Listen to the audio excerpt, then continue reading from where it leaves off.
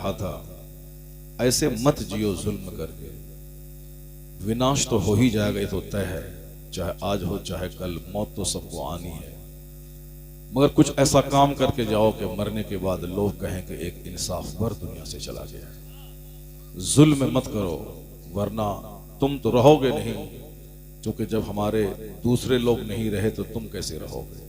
हिंदुस्तान के पहले प्रधानमंत्री जवाहरलाल नेहरू नहीं रहे, उस इंदिरा गांधी नहीं रही, पीवी नरसिम्हा राव नहीं रहे, चंद्रशेखर नहीं रहे, अटल बिहारी वाजपेयी नहीं रहे, गुलजारी लाल नंदा नहीं रहे, लाल बहादुर शास्त्री नहीं रहे, चंद्रशेखर नहीं रहे, तो तुम भी नहीं रहोगे। और अलबत्ता इतना जरूर है कि इसी मुरादाबाद की सरजमीन से एक आवाज निकली थी, कोई गुल बाकी रहेगा, नए चमन रह जाएगा, पर रसूलुल्लाह का दीन हसन रह जाएगा। कोई नहीं रहेगा मगर मुस्तफा का दीन रहेगा। अजान रहेगी, नमाज रहेगी, मस्जिद रहेगी, मदरसा रहेगा, खानका रहेगी, कलमा बुलंद होता रहेगा, कलमा मिटाने वाला खुद मिट जाएगा, और जितनी दुश्मनी वह करता चला जाएगा, मुस्तफा के गुलामों की तादाद बढ़ती चली जाएगी। अल्लाह तबारक व तआला हम मुसलमानों को सब्र और हौसला से जीने की तौफीक अता फरमाए। हिंदुस्तान की सरजमीन के जर्रे जर्रे से हमको प्यार है, यह हमारा वतन अजीज है। मैं यहाँ आज़ादी के साथ आज जलसे कर रहा हूँ। आज पूरे हिंदुस्तान में दूसरी कौमों के सारे जलसे बंद हैं, मगर आज अल्हम्दुलिल्लाह 3 महीने से लगातार 3 दिन भी मैं अपने घर में नहीं रहा हूँ। पूरे हिंदुस्तान के जलसों में शिरकत हो रही है। लॉकडाउन में दूसरी कौमों की हिम्मत जवाब दे गई, मगर लॉकडाउन के बाद मुसलमानों की हिम्मत एक नए सिरे से और जवान हो गई है। इनके चेहरे पे मुस्कुराहट और इनके दिल में हौसला इस बात की दलील है कि मुसीबतें दूसरों को पस्त कर देती हैं, मुसलमान मुसीबतों से और निखर के जवान होता हुआ सामने आ जाता है। हमने देखा कि जलसे भी बढ़ गए, मुसलमानों की सोच भी ऊंची होती चली जा रही है। अल्लाह तबारक व तआला आप सबों को सलामत रखे। मैं आपसे कहना चाहता हूँ कि हिंदुस्तान का जर्रा जर्रा हमारा है, यहाँ के जर्रे जर्रे से प्यार है, हमें आज़ादी है। यहाँ मैं दुबई में इस तरह के जलसे नहीं कर सकता, बहरीन में इस तरह के जलसे नहीं होते हैं, वहाँ जलसे होते हैं। दुबई में 3 साल पहले मैं गया था, 10-12 तकरीरें मेरी हुई वहाँ पे, लेकिन ओपन इस तरह से नहीं होता है। बंद कमरे में, मस्जिद के अंदर, हाल में, इस तरह से आम जगहों पे नहीं कॉन्फ्रेंस होती। मिस्र में नहीं होती, प्रोटेस्ट होता है, जुलूस होता है, आमतौर जलसे नहीं होते हैं। और अल्हम्दुलिल्लाह हम अपने हिंदुस्तान में कोई दिन ऐसा नहीं गुजरता जिस दिन बड़ी से बड़ी कॉन्फ्रेंस नहीं होती है। हम रोजाना एक न एक नया मदरसा कायम करते हैं, बगैर रजिस्ट्रेशन के हम मदरसा चलाते हैं। हम मदरसे में मजहबी तालीम देते हैं। हमारे यहाँ दिल्ली जो हिंदुस्तान की राजधानी है, सुबह सवेरे आप वहां चले जाएं, किसी छत पे खड़े होकर अजान फजर सुने, ऐसा लगेगा दिल्ली नहीं है, इस्लामिस्तान है। चारों तरफ से जब फजर की अजान आती है तो दिल बाग बाग हो जाता है। चेन्नई, बेंगलोर, बंबई, कलकत्ता, सारे महानगरों में कहीं भी आप चले जाएं, हर मस्जिदों से अजान होती है। आवाज बीच में उठी थी, माइक से आवाज अजान बंद हो, बीमारों को तकलीफ होती है, एक बहाना था, शरारत करनी थी उसे, और अल्हम्दुलिल्लाह ऐसा नहीं हुआ कि उनके ऐसा कह देने से अजान बंद हो गई। मस्जिदों में अजान आज भी हो रही है, बगैर माइक के भी अजान कहीं हो तो भी माइक से ज्यादा बुलंद आवाज हो जाती है। माशाअल्लाह अजान हो रही है, नमाज हो रही है, मस्जिदें कायम हो रही है, मदरसे बन रहे हैं, जलसे हो रहे हैं, उलमा की एक बड़ी जमात हिंदुस्तान में काम कर रही है। हमारे लिए फख्र की बात है कि हमारा रहनुमा हमारे आलिम की सूरत में हमें हमेशा गुनाहों से रोकते रहते, हमेशा टोकते रहते। जुमा का एहसान है कि हर जुमा के दिन मुसलमान अपने उलमा का वाज सुनता है, और ये पूरी दुनिया में सिर्फ कौम मुस्लिम को यह शर्फ इम्तियाज हासिल है, वरना दूसरे किसी के यहाँ कंपल्सरीली हर हफ्ते में एक दिन वाज सुनना, नसीहत सुनना, जिंदगी में रोशनी के लिए बातें सुनना किसी भी कौम को हासिल नहीं है। यही वजह है कि हिंदूस में जिस कदर बुराइयां चरम सीमा पे हैं, उस कदर शायद दूसरी कौम में हो। क्रिश्चियनों में शराबखोरी, शराब नोशी जो आम है वो सबको मालूम है। सूद खाना यहूदियों में जो आम है वो सबों को मालूम है। मगर मुसलमानों में कोई एक सूदखोर गांव में होता है तो दूसरे लोग उसके घर में पानी तक नहीं पीते हैं, उनकी दीवार के साए में खड़े नहीं रहते। ओपन मुजरिम नहीं मिलेगा, ओपन सूदखोर नहीं मिलेगा।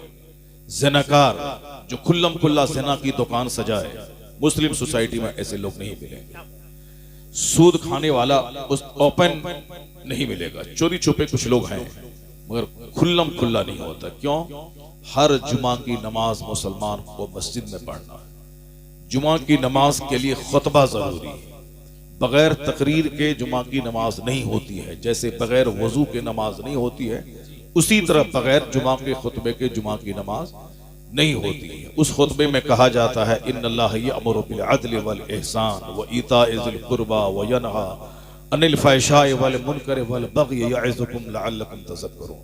अल्लाह तुम्हें हर अच्छी चीजों का हुक्म देता है, अदल का, एहसान का, रिश्तेदारों के नवाजने का, और तमाम बुराइयों से रोकता है, बेहयाई से, बेशर्मी से, बगावत से। हर जुमा के दिन नसीहत का पानी मेरे इस दिल पे पड़ता है। जहां 5-6 दिन में वह पानी सूखने वाला होता है और दिल मरने वाला होता है कि फिर अगले जुमा को नसीहत का पानी चढ़ा दिया जाता है ताकि दिल मरने नहीं पाए। ये जुमा का खिताब, या ईदैन का खिताब, या निकाह का खुतबा, या सीरत के जलसों का खिताब, ये उलमा की जमात मैं इसे भगाने की धमकी देता हूं, मस्जिद से तुम्हें निकाल दूंगा, ये मुझे कहता है नमाज पढ़ो, नमाज छोड़ना हराम है। मैं इसे कहता हूं कि कल निकाल दूंगा, ये कहता है कि सोने की अंगूठी मत पहनो, सोने की अंगूठी पहनना हराम है। सीना खोल के नमाज मत पढ़ो, नमाज मकरूह तहरीमी हो जाए। यानी मैं इसे भगाने की बात करता हूं, ये मुझे जन्नत ले जाने की बात करता है। मैं इसे धमकी देता हूं, सलाम नहीं करता हूं, ये मुझे हमारी गाली सुनने के बाद जन्नत का रास्ता बताता है। एहसान इन उलमा का है जो हमें कहता है कि ये करो, ये मत करो, डू इट, ये करो और ये मत करो, ये लीगल है, ये इलीगल है, ये राइट है, ये रॉन्ग है, ये गलत है, ये सही है, ये हराम है, ये हलाल है, ये ममनू है, ये जायज है, ये मुफीद है, ये मुज़िर है, ये हार्मफुल है, ये यूजफुल है। ये सारा पैगाम उलमा देते देते गाहे बगाहे टोका टोकी करते करते हमें सीधा रखते हैं। यही वजह है कि दूसरी कौमें गुनाहों की कीचड़ में लथपथ हो गई, मगर आज मुसलमान उनके मुकाबले में बहुत हद तक गलीज से गलीज गुनाहों से बचता नजर आ रहा है। चूंकि दूसरों के यहाँ कोई टोकने वाला रहनुमा नहीं है, हमारे यहाँ टोकने वाले उलमा की जमात मौजूद है, जिससे कि हमारे यहाँ गुनाह कम है और नेकियों का बाजार गर्म है। क्या बात हज़रत, सुभान अल्लाह, सुभान अल्लाह। ये आलिम दीन नफरत की चीज नहीं है, ये उलमा मोहब्बत की चीज है। इन आलिमों से मोहब्बत किया जाए, ये हमारा वेल विशर है, ये हमारा शुभ चिंतक है, ये हमारा खैर खाह है, जो हमें अच्छा देखना चाहता है कि मैं इस दुनिया में अच्छा रहूं और इस दुनिया के बाद जब मैं मरूं तो मैं वहां भी अच्छा रहूं। बस मैं शुरू में एक बात मैं तमहीदी तौर पर कहता हूं, फिर कुरान करीम की चंद आयतें पढ़ता हूं, उसके बाद फिर मैं तकरीर करता हूं। अगर आज आप बैठे रहे फिर मैं बताऊंगा कि आज तकरीर किसे कहते हैं और तकरीर कैसे होती है। मगर उससे पहले मेरी पसंद के मुताबिक 2-4 आयतें कुरान करीम की रोशनी में, कुरान करीम की आयतें आप सुने, जिस देखें कि उससे आपको क्या नूर मिलता है, क्या एनर्जी मिलती है, मोटिवेशन क्या हमें मिलता है, क्या हमें तहरीक मिलती है। बस उसको गौर से आप सुनते रहें। क्या हुआ? इधर देखें भाई, आप इधर देखें। हाँ, इधर देखें, इधर देखें। वो आने वाले मेहमान हमारे आ रहे हैं, वो आएंगे। बैठ जाए, आप बैठे रहें, जब सामने करीब आ जाए मेहमान तो फिर आप इस्तेक़बाल करें। बैठ जाए भाई, बैठ जाए। बैठे रहें। अल्लाह तबारक व तआला हम सबों को अपनी मजलिसों का एहतराम करने की तौफीक अता फरमाए। अल्लाह ताला हम सबों डॉक्टर साहब के पोते ज़ियाउर रहमान साहब, माशाल्लाह, डॉक्टर साहब के पोते ज़ियाउर रहमान साहब आ रहे हैं। बहुत बढ़िया माशाल्लाह। आज सियासी तौर पर भी महफिल हमारी गर्म हो गई है। जी हाँ, एक तरफ जहाँ उलमा हैं, दूसरी तरफ माशाल्लाह हमारे डॉक्टर साहब के पोते जो आने वाले दिनों में मुस्तकबिल की एक उम्मीद की किरण है माशाल्लाह जी। और इनसे बहुत सारी उम्मीदें वाबस्ता हैं हमारे। एमएलए हैं माशा, क्या बात है माशाल्लाह, एमएलए हैं और आने वाले कुछ दिनों के बाद ये मंत्री भी बनेंगे इंशाल्लाह। इंशाल्लाह इंशाल्लाह।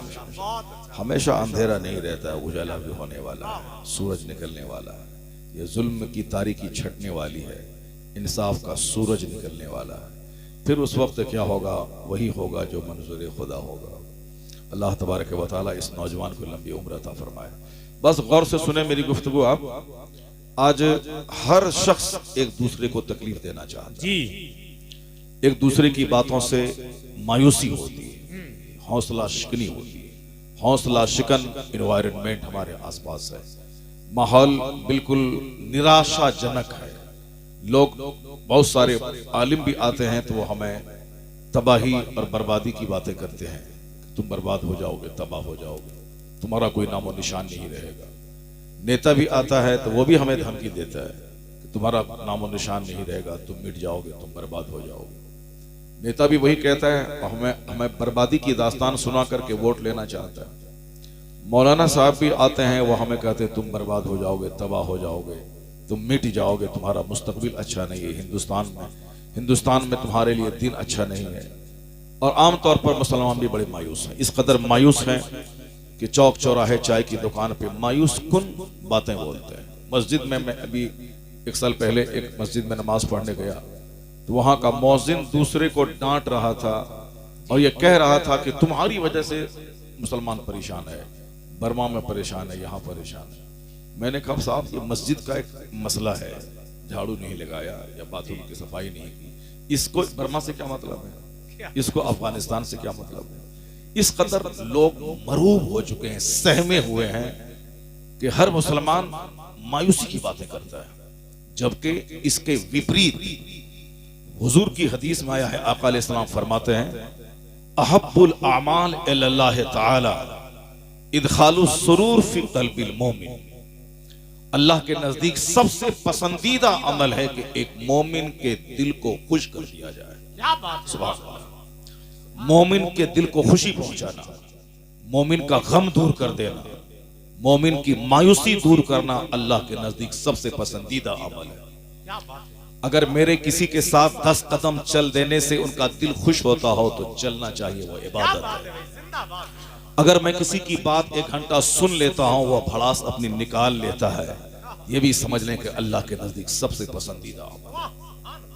अगर मेरे मुस्कुराने से किसी को खुशी मिल जाए, अगर मेरे कुर्सी खाली कर देने से किसी को खुशी मिल जाए, अगर मुझे किसी से बात कर देने से उसको खुशी मिल जाए या किसी के घर चले जाने से खुशी मिल जाए, तो समझ लें कि अल्लाह के नजदीक ये पसंदीदा अमल है। ऐसी गुफ्तगू जिससे मोमिन का दिल खुश हो जाए, निराशाजनक वातावरण नहीं बल्कि आशावादी बने, बल्कि बिल्कुल हमेशा पॉजिटिव ख्याल रखें। आप नहीं काम होने वाला है फिर भी बोलें कि काम होके रहेगा, आशावादी बने।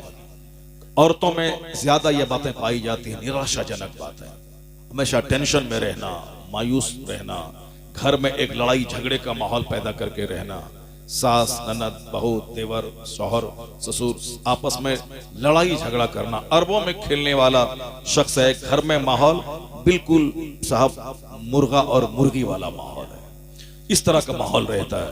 अब वहां भी आशावादी बने, सब्र करना सीखें, अपने से दूसरों को तकलीफ नहीं पहुंचाएं, अपने से दूसरों को आराम पहुंचाएं कि मुझसे दूसरों को क्या आराम मिल रहा है, इस पे नजर रखें। दूसरा मुझे क्या कष्ट पहुंचा रहा है, दूसरा मुझे कितना खुश रखना चाहता है, उससे नहीं, मेरे से दूसरों को क्या मिल रहा है। सुभान अल्लाह। उम्मीद रखेंगे कि वो हमारे साथ ऐसा सलूक करेगा तो मायूसी होगी। दूसरों से उम्मीदें वाबस्ता मत करें, अपने आप को दूसरों को क्या देना है इस पे नजर रखें कि मेरे से मेरे बाप को क्या मिल रहा है, मेरे से मेरी माँ को क्या मिल रहा है, मैं अपने भाई को क्या दे रहा हूं, मैं अपने पड़ोसी को क्या सुख पहुंचा रहा हूं। अगर अपनी रिस्पॉन्सिबिलिटीज पे नजर रही तो कभी आप सुसाइड नहीं करेंगे, कभी आप ब्लड प्रेशर हाई आपका नहीं होगा, कभी आप जहर खा के नहीं मरेंगे। क्योंकि उम्मीदें इतनी वाबस्ता लोग कर लेते हैं अपनी औलाद से कि उम्मीद पूरी नहीं हुई तो माँ बाप सुसाइड कर लेते हैं। इस कदर उम्मीदें लोग वाबस्ता कर लेते हैं रिश्तेदार से, अगर वहां से उम्मीद पूरी नहीं हुई तो लोग जहर खा के मर जाते हैं। इस कदर दामाद अपने ससुर से उम्मीद वाबस्ता कर लेते हैं अगर इनके मन के मुताबिक माल नहीं मिला तो सारी जिंदगी ससुराल न जाने की कसम खा लेते। उम्मीदें वाबस्ता दूसरों से करेंगे तो हमेशा मायूसी होगी। सिर्फ अपनी रिस्पॉन्सिबिलिटीज पे नजर रहे कि मुझे क्या करना है और मैं अपने से दूसरों को क्या दे रहा हूं। यह सबसे बड़ा पॉइंट है खुश रहने का और समाज में आशावादी रहने का। सास यही सोचे कि ये मेरी बहू है, मैं अपनी तरफ से इनको क्या सुख दे रही हूं। बहू ये सोचे कि ये मेरी सास अम्मी है, मैं अपनी तरफ से इनको क्या दे रही हूं। ये मुझको गाली दे रही है, ये मुझको तलाक दिलवाने की धमकी दे रही है, ये मुझको घर में रहने नहीं दे रही, उस पर नहीं, मैं इनको क्या दे रहा हूं। उनको अच्छा करना था वो जाने, जैसा करना था वो समझे, मैं इनके साथ क्या सलूक कर रहा हूं।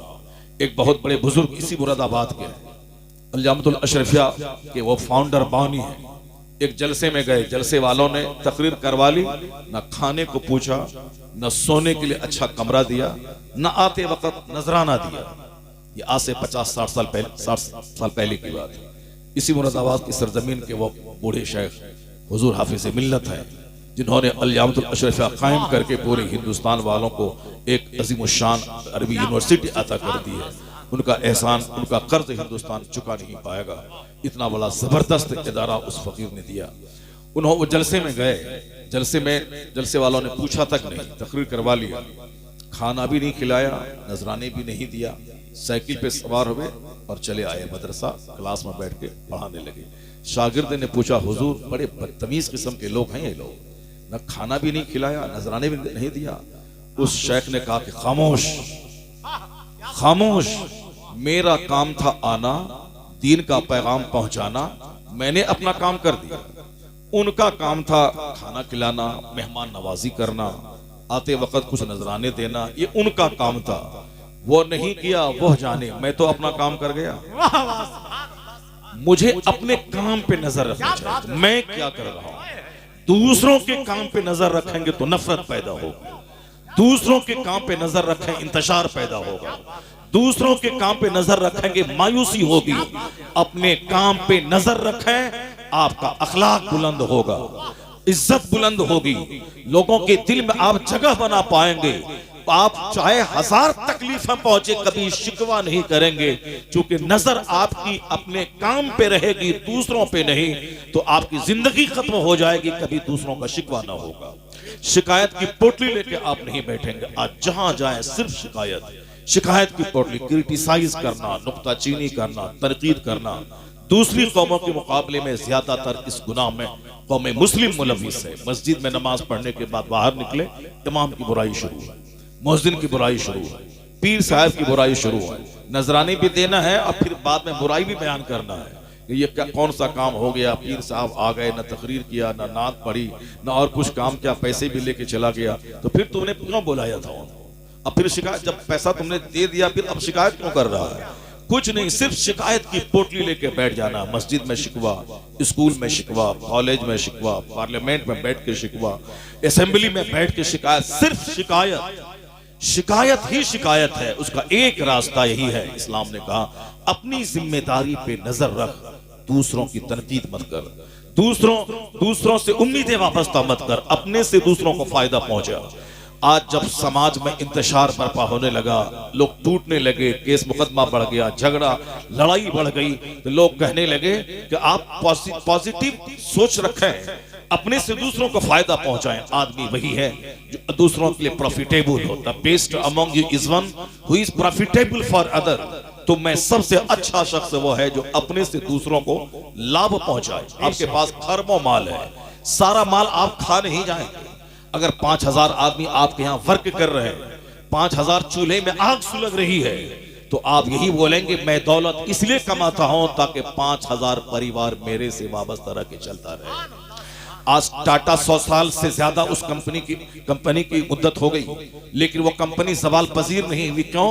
इसलिए कि उससे कई हजार फैमिली वाबस्ता है, कई हजार लोगों का घर उससे चलता है। लोग 1-2 ही रोटी खाएंगे, चाहे वो 50 खरब के मालिक क्यों ना हो जाए, वही 2-4 रोटी खाएंगे। इतनी दौलतें क्या करेंगे? उनका कहना होगा आदमी वही है जो अपने से दूसरों को फायदा पहुंचाए। बिल गेट्स जो दुनिया का सबसे बड़ा मालदार था, उन्होंने अपनी आधी दौलत एजुकेशन और हेल्थ डिपार्टमेंट उन्होंने डोनेट कर दिया। कहा एक वक्त में मैं एक ही कार पे चल सकता हूं, अगरचे मेरे हजारों लाखों कार खरीद सकता हूं, मेरे नौकर गुलाम चलते हैं, मगर एट ए टाइम एक कार पे ही मैं चल सकता हूं, एट ए टाइम एक तख्त पे ही मैं सो सकता हूं, एट ए टाइम 2 रोटी ही मैं खा सकता हूं। इतनी दौलत है किस काम के लिए? आदमी वही है जो दूसरों को अपने से फायदा पहुंचाए। इसलिए मैं जीता हूं दूसरों के लिए। अगर मैंने हॉस्पिटल कायम किया है, अगर हजारों को इससे लाभ हो रहा है, मेरे दिल को ठंडक पहुंच जाती है। अगर मैंने सड़कें बना दी हैं, लाखों लोग उस सड़कों से चलते हैं, मेरे जिगर को ठंडक पहुंचती है। आदमी वही है जो अपने से दूसरों को फायदा पहुंचाए। समाज में हर आदमी दूसरों को नोचना चाहता है, इसलिए इंतशार है। अगर हर आदमी अपने से फायदा पहुंचाना चाहे तो समाज जन्नत का नमूना बन जाएगा। हर रिश्तेदारियां मजबूत हो जाएंगी। कभी कोई रिश्तेदार को देखकर अपना चेहरा नाराजगी के साथ नहीं मोड़ेगा। यहाँ इस आज शादी से पहले एक पान के 2 टुकड़े होते थे, शादी के बाद एक दूसरे की पीठ में खंजर भोंकने को तैयार है, क्योंकि उम्मीदें वाबस्ता कर ली थी। शादी होगी, वो 50 करोड़ रुपए मेरे बेटे को जहेज में देगा, नहीं दिया तो अब उनका चेहरा तक नहीं देखना है, अब उनके घर तक नहीं जाना है। हमने शादी को मुश्किल बनाया, आज ज़िनाकारी आसान हो गई। शादी को जिस मजहब ने सिंपल बनाया था, उस मजहब की शादी को हमने इतना पेचीदा कॉम्प्लिकेटेड बनाया कि कार्ड छपाई से लेकर के अपने घर के फर्नीचर तक, बारात के खिलाने तक, सारा काम हिंदुआना मुशरिकाना, यानी उसको जिंदगी का सबसे टफ काम बना दिया। आज ज़िनाकारी 100 रुपए में हो रही है और शादी 100 करोड़ की हो रही है। जब तक पैसे नहीं रहे, चाहे 40 साल की उम्र को लड़की क्यों ना पहुंच जाए। शादी की उम्र थी 18 साल, चोर दरवाजे से एबॉर्शन होता रहा, चोर दरवाजे से मुंह काला होता रहा, चोर दरवाजे से जवानी लूटती रही, मगर पैसे होंगे तब शादी होगी, और दामाद मिलेगा अच्छा नौकरी वाला तब शादी होगी। 10 लोग यहाँ घर में खा रहे हैं, कोई शिकवा नहीं। एक दुल्हन आके घर में बढ़ जाएगी तो उसके लिए लड़के को नौकरी चाहिए, सेटलमेंट चाहिए, 2 लाख रुपए की महाना वाली नौकरी चाहिए। 10 परिवार, 4 बहन 4 भाई, 2 माँ बाप खा रहे हैं, तो फिर वही उसी आमदनी में एक लड़की बढ़ जाएगी तो उसके लिए 1 लाख रुपए महाना। जब तक लड़का कमाए नहीं, उस वक्त तक शादी नहीं होगी। ये लड़की बेचारी सारी जिंदगी का सामान लेके आती है साहब, वो अपने फर्नीचर का सामान लेके आती है, बेडशीट लेके आती है, चाय की प्याली और प्लेट लेके आती है, सारा सामान वो लेके आती है। और ये मुझ जैसा मर्द उसके फर्नीचर पे सोने के बाद हम उसके साथ जीवन निभाने का अहद करते हैं। प्याली उसकी, प्लेट उसकी, गिलास उसका, चादर उसकी, बेडशीट उसका, और साहब सोफा उसका, गद्दा उसका, फ्रिज उसका, सारा सामान उसका है। और ये शोहरे नामदार बने हुए हैं। शोहरे नामदार नहीं, सारी जिंदगी तुम उसके गुलाम बन के रहोगे। अगर तुम्हें लड़की वाले को जमीन बेचवा के, चंदा करवा के तुमने अपने घर को सामान से भर दिया तो तुम गुलाम है उस लड़की का। उस लड़की के बाप के हाथ तुम गिरवी है। प्याला भी तेरा नहीं है, जूता भी तेरा नहीं है, हाथ की घड़ी भी तेरी नहीं है, और साहब क्या है कि गाड़ी भी तेरी नहीं है, गाड़ी उसकी दी हुई है। तुम शोहरे नामदार नहीं है।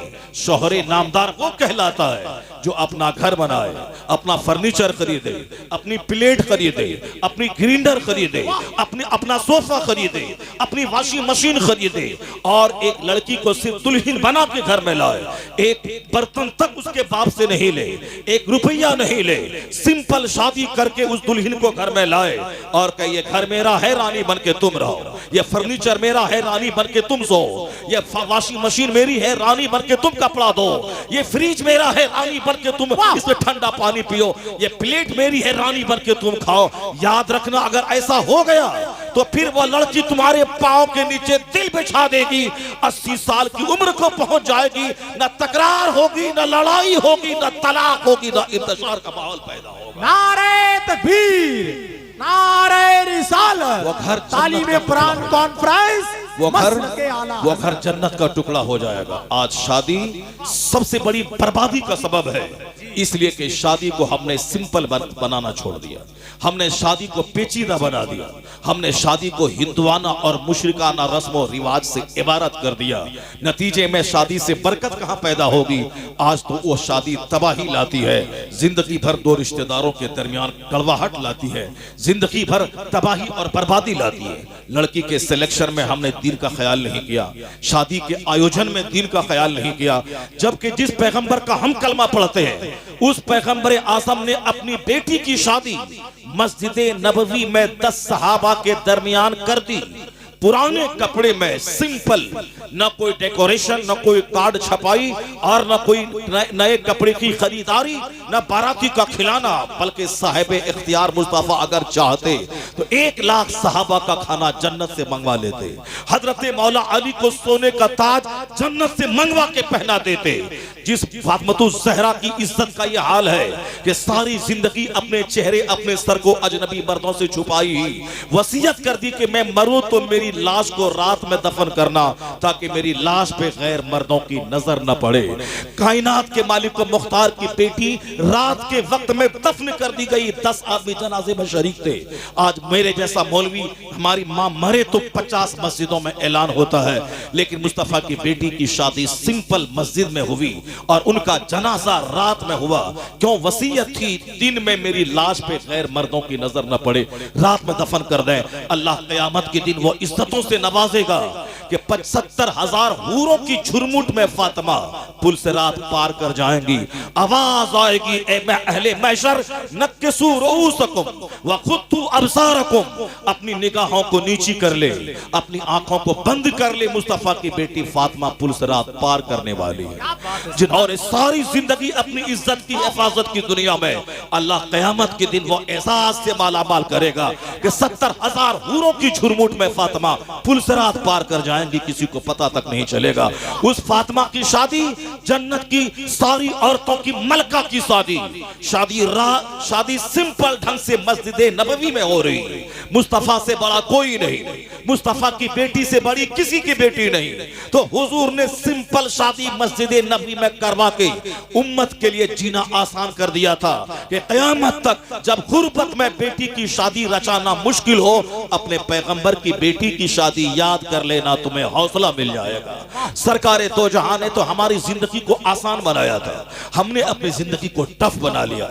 हुजूर ने मेरी जिंदगी को आसान बनाया था पर हमने जिंदगी को डिफिकल्ट बना लिया। सारे लोग कहते हैं लाइफ इज वेरी डिफिकल्ट, जिंदगी गुजारना बहुत मुश्किल है, इज्जत बचाना बहुत मुश्किल है। सोच सोच के लोगों का गोरा चेहरा काला हो गया, सोच सोच कर लोग सूख के कांटा हो गए। जब दौलतें बढ़ती जा रही हैं, फिक्र और टेंशन बढ़ता जा रहा है। सोचते हैं लोग क्यों अपनी जिंदगी को लोगों ने टफ बना लिया। उम्दा खाना, उम्दा कपड़ा, उम्दा गाड़ी, उम्दा बिल्डिंग, दूसरों से मुकाबला, इसने लोगों को अंदर से खोखला कर दिया। यानी एक शादी 1000 की भी होती है, एक शादी 1 करोड़ की भी हो रही है। लोग अब मुकाबला करना चाहते हैं कि सामने वाले से मैं अच्छी शादी करूं ताकि पूरे समाज में मेरा चर्चा हो जाए। क्या चर्चा होगा? तुम करोड़ों रुपए पानी की तरफ बहा देगा। समाज के लोग आके खा के सामने 1 सेकंड के लिए बोलेंगे कि बड़ा शानदार इंतजाम है। 1 मिनट के बाद जहां दोस्तों से आंख मिली, कहेंगे हराम का माल था, लुटा रहा है, लूट के लाया था, कूट के खिला रहा है। यानी दिल से हरामखोर तुम्हें कहेंगे। तुमने अल्लाह को नाराज करके लोगों को खुश करना चाहा, नहीं मिलेगी इज्जत। इज्जत वहां मिलती है, नाराज हो जाए माँ बाप, नाराज हो जाए समाज, नाराज हो जाए रिश्तेदार, मगर खुदा नाराज ना हो, मुस्तफा नाराज ना हो। अगर खुदा रसूल की खुशनुदी तलाश की गई और सारे लोग नाराज हुए तो अल्लाह उनकी इज्जत लोगों के दिल में डाल देता है। क्योंकि इज्जत देने वाला अल्लाह है, जलील करने वाला अल्लाह है। तो अल्लाह रसूल को नाराज करके इज्जत मत तलाश कर, अल्लाह रसूल को राजी करके इज्जत तलाश कर। यहां भी गुर्बत में बादशाह जैसी जिंदगी मिलेगी और जब मरेगा तो मुस्तफा की शफाअत से जन्नत मिलेगी। दोनों जहान की आफियत इसी में है कि नबी की गुलामी किए जाए। हमने जिंदगी को मुश्किल बना दिया, टफ बनाया, पेचीदा बना दिया। कपड़े में देख लें, आप खाने में देख लें, मकान की तामीर में देख लें। हमने अपने आप को इस कदर कॉम्प्लिकेटेड लाइफ में डाल दिया कि अगर कल कारोबार डाउन हो जाए तो लोग जहर खा के मर जाते हैं। कल कारोबार जरा सा डाउनफॉल हो जाए तो लोग इज्जत बचाने के लिए शहर छोड़ जाते हैं। नहीं देखा, एक महीना पहले नागपुर का एक व्यापारी अपनी कहानी खत्म कर डाली। अपने जवान बेटे, बीवी और बच्चों समेत कार का दरवाजा लॉक करके पेट्रोल छिड़क कर आग लगा दी। नहीं सुना आपने? आए दिन अब आप फिल्मी दुनिया जहां के लोग करोड़ों अरबों में खेलते हैं, अरबों के करोड़ों के मकान में रहने वाला सुशांत सिंह राजपूत फांसी के फंदे पे लटक गया। करोड़ों में खेलने वाली हीरोइन, उसकी लाश 5 दिन के बाद सड़ी हुई निकल रही है। यानी अरबों में खेलने के बावजूद तनाव की जिंदगी है।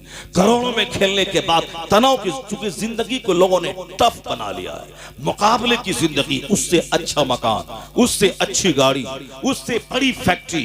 एक फैक्ट्री हमारी है अरबों रुपए की, मगर सामने वाले के पास 5 फैक्ट्री है इस टाइप की। अब उनके सामने हम हो गए गरीब, अब हमें उनका मुकाबला करना है, जबकि हम करोड़ों लोगों से ज्यादा मालदार हैं। क्योंकि अल्लाह ने उन सबों को अपना छोटा सा घर भी नहीं दिया, उसके बावजूद हम अरब खरबपति हैं। लेकिन इस पर नजर नहीं है, नजर है हमें अपने सामने वाले पे जिनके पास इस तरह की 5 फैक्ट्री है, उसका मुकाबला करना है। और जब उसका मुकाबला करना है तो चेहरा सूखेगा ही, उसका मुकाबला करना है तो बीपी की दवाई रखनी पड़ेगी, उसका मुकाबला करना है तो ब्रेन हेमरेज का खतरा रहेगा, उसका मुकाबला करना है तो आदमी शुगर का मरीज होगा, उसका मुकाबला करना है तो अंदर से हमेशा टूटा हुआ रहेगा। पैसा इसका बढ़ता जाएगा, उसके बराबर नहीं हुआ तो फिर ये तनाव में रहेगा। गाड़ी 10 करोड़ की इसके पास मौजूद है, जबकि एक आदमी के पास 5 लाख की आल्टो है। कहां 5 लाख की आल्टो, कहां 10 करोड़ की कार। उसे तो जब भी वो कार पे चलेगा तो 1000 बार दरूद पढ़ना चाहिए, 1000 बार कलमा पढ़ना चाहिए। उसे कार से उतरने के बाद 2 रकात नमाज नफल पढ़ना चाहिए। मालिक, सामने वाले के पास 5 लाख की आल्टो है, मेरे पास 5 करोड़ की कार है, तेरा करोड़ों एहसान है। यानी जब नेमत बढ़े तो इबादत बढ़ा देनी चाहिए, शुक्र बढ़ा देना चाहिए, मगर नहीं, नजर आल्टो पे नहीं है, नजर है 20 करोड़ वाली कार, 20 करोड़ की कार वाले पर, कि उसके पास 20 करोड़ की कार है, मुझे भी खरीद लेना है। या 10 करोड़ की कार, उसके सामने एक गरीबों की कार हो गई। अब जब 20 करोड़ की कार खरीद लेता है तो सामने वाला आदमी 100 करोड़ की कार ले आता है। अब ये 20 करोड़ कहां 100 करोड़। अब ये मुंह चोरा के रहता है कि उनके सामने मेरी कार खड़ी रही तो एक गरीब की कार हो जाएगी, अब मुझे 100 करोड़ की खरीदना है। मर जाओ उसी में, लथपथ होके मर जाओ, हैरान परेशान होके मर जाओ, इसी मुकाबले में मर जाओ, सुकून जिंदगी में कहीं नहीं मिलेगा। इस तरह से बेकरारी बढ़ती रही समाज में। अब हिंदुस्तान के पॉलिटिशियन, अमेरिका के बड़े बड़े स्कॉलर कहते हैं, क्यों अपनी जिंदगी को टफ बनाता है? अपने आप में सेटिस्फाइड रह, जो तेरे पास कमाई है। अपने से नीचे लोगों को देख ले, अपने से ऊपर वालों को देखेगा तो जो पैसा है तेरे पास वो भी कम दिखाई पड़ेगा, मर जाएगा तुम। आज अखलाकियात के इस पॉइंट पर अमेरिका का स्कॉलर लोगों को उपदेश दे रहे हैं, अपने से ऊपर ने अपने से नीचों को देखें, जो आपकी हालत है उसे सेटिस्फाइड रहे, अब मस्त रहे, ज्यादा टेंशन और तनाव में ना जिए, वरना 1 दर्जन बीमारी की आमाजगाह आपका बदन बन जाएगा। जब हिंदुस्तान के जवानों की बड़ी तादाद शुगर और दूसरे ब्लड प्रेशर हाई के मर्ज में गिरफ्तार हो गई तो हिंदुस्तान का पॉलिटिकल लीडर अब पानी बिजली सड़क की बातें छोड़कर जवानों की जिंदगी बचाने के लिए उपदेश दे रहे हैं कि अपने आप में सेटिस्फाइड रहिए। नौकरी पढ़ने का मकसद नौकरी नहीं है, पढ़ने का मकसद है अच्छा शरीफ इंसान बनना, अच्छी लाइफ गुजारना। पढ़ने के बाद ट्रेन की पट्टी उखाड़ना, बैंक को जलाना, एटीएम को लूटना नौकरी चाहिए, पढ़ने का मकसद नौकरी नहीं। प्रधानमंत्री को बोलना पड़ा कि पकोड़ा बेचे मगर पढ़ने के बाद बेचे, अब पढ़ने का मकसद नौकरी नहीं है, उसे बोलना पड़ा कि मोरालिटी, अखलाकियात ये आदमी की जिंदगी का मकसद होता है। ये क्या तमाशा है कि नौकरी नहीं मिली तो मैं पोस्ट ऑफिस जला दूं, मैं एटीएम को लूट लूं, मैं रेल की पट्टी उखाड़ दूं। मैं कोशिश करता हूं कि नौकरी मिले हर पढ़े लिखे को, मगर हर पढ़े लिखों को नौकरी देना ये मुश्किल काम है। और फिर पढ़ने का मकसद नौकरी ही नहीं है, पढ़ने का मकसद है अच्छा जेंटिल शरीफ समाज का एक अच्छा शहरी बनना, सका, उन्हें बोलना पड़ा कि अगर जीना है, जिंदगी का मजा लेना है तो अपने आप में सेटिस्फाइड रहिए। 10,000 रुपए कमाते हैं उसी में मुतमईन रहिए, मस्त रहेंगे आप। अगर दूसरों का मुकाबला शुरू किया तो 10 खरब भी कमाने के बाद चूंकि मुकाबला हो ही नहीं सकता है, आप 10 खरब कमाएंगे वो 50 खरब पे पहुंच जाएगा, आप 50 खरब कमाएंगे वो 100 खरब पे पहुंच जाएगा, तो मुकाबला हो नहीं पाएगा। 70-80 साल में मर के मिट्टी में मिल जाएंगे। इसलिए जिंदगी का मजा लेना है तो सिंपल रहिए, जिंदगी का मजा लेना है तो सादगी पसंद बनिए, जिंदगी का मजा लेना है तो be simple, be civilized, be disciplined, be satisfied. जिंदगी का मजा लेना है सब्र और कनात से काम लीजिए। मैं आपको कहता हूं जिस बिंदु पर आज हिंदुस्तान और अमेरिका के दानिश्वर जोर दे रहे हैं, उस बिंदु पर हमारे पैगंबर ने 1400 साल पहले क्या उपदेश दिया है। इन लाखों दानिश्वरों की निगाह जहां आज पहुंची है, वहां मुस्तफा की निगाह कहां 1500 साल पहले पहुंची है। हुजूर ने कहा है अल बसासतु मिनल ईमान, सादगी ईमान का हिस्सा है। Simplicity is the part of faith, सादगी ईमान का हिस्सा है। खाने में सादगी, मकान बनाने में सादगी, गाड़ी खरीदने में सादगी, शादी ब्याह में सादगी, खतना अकीका वलीमा बरसी चारम तीजा में सादगी, जीवन के हर मोड़ में सादगी। जूता 500 रुपए में भी मिलता है और जूता 5 लाख में भी मिलता है। अगर 5 लाख पे नजर गई तो पैसे कम पड़ जाएंगे, अगर 500 पे मुतमईन रहा तो तेरे पास बहुत सारे पैसे रहेंगे दूसरों को देने के लिए। सिंपल रहो, सिंपलिसिटी ईमान का हिस्सा है।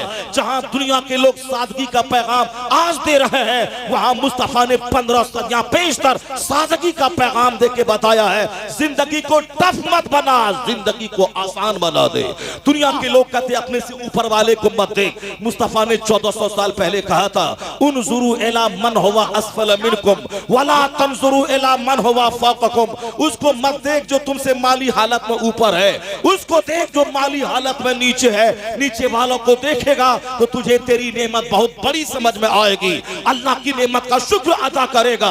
ऊपर वाले को देखा तो हमेशा हकलान रहेगा, तबाह बर्बाद रहेगा, कुर्बान जाओ। इसलिए तो हमारे आला हजरत ने कहा कोई स्कॉलर बड़ा नहीं, कोई प्रोफेसर बड़ा नहीं, कोई साइंटिस्ट बड़ा नहीं, सबसे आला मौला हमारा नबी, सबसे बाला व वाला हमारा नबी। सारे अच्छों में अच्छा समझिए जिसे है, उस अच्छे से अच्छा हमारा नबी। नारे तकबीर, नारे रिसालत, तालीमे कुरान कॉन्फ्रेंस, मसलके आला हजरत। बहुत अच्छा हजरत, जिंदाबाद जिंदाबाद। इससे हट के अगर आपने जिया तो जिंदगी का मजा तल्ख हो जाएगा, जिंदगी का मजा कड़वा हो जाएगा।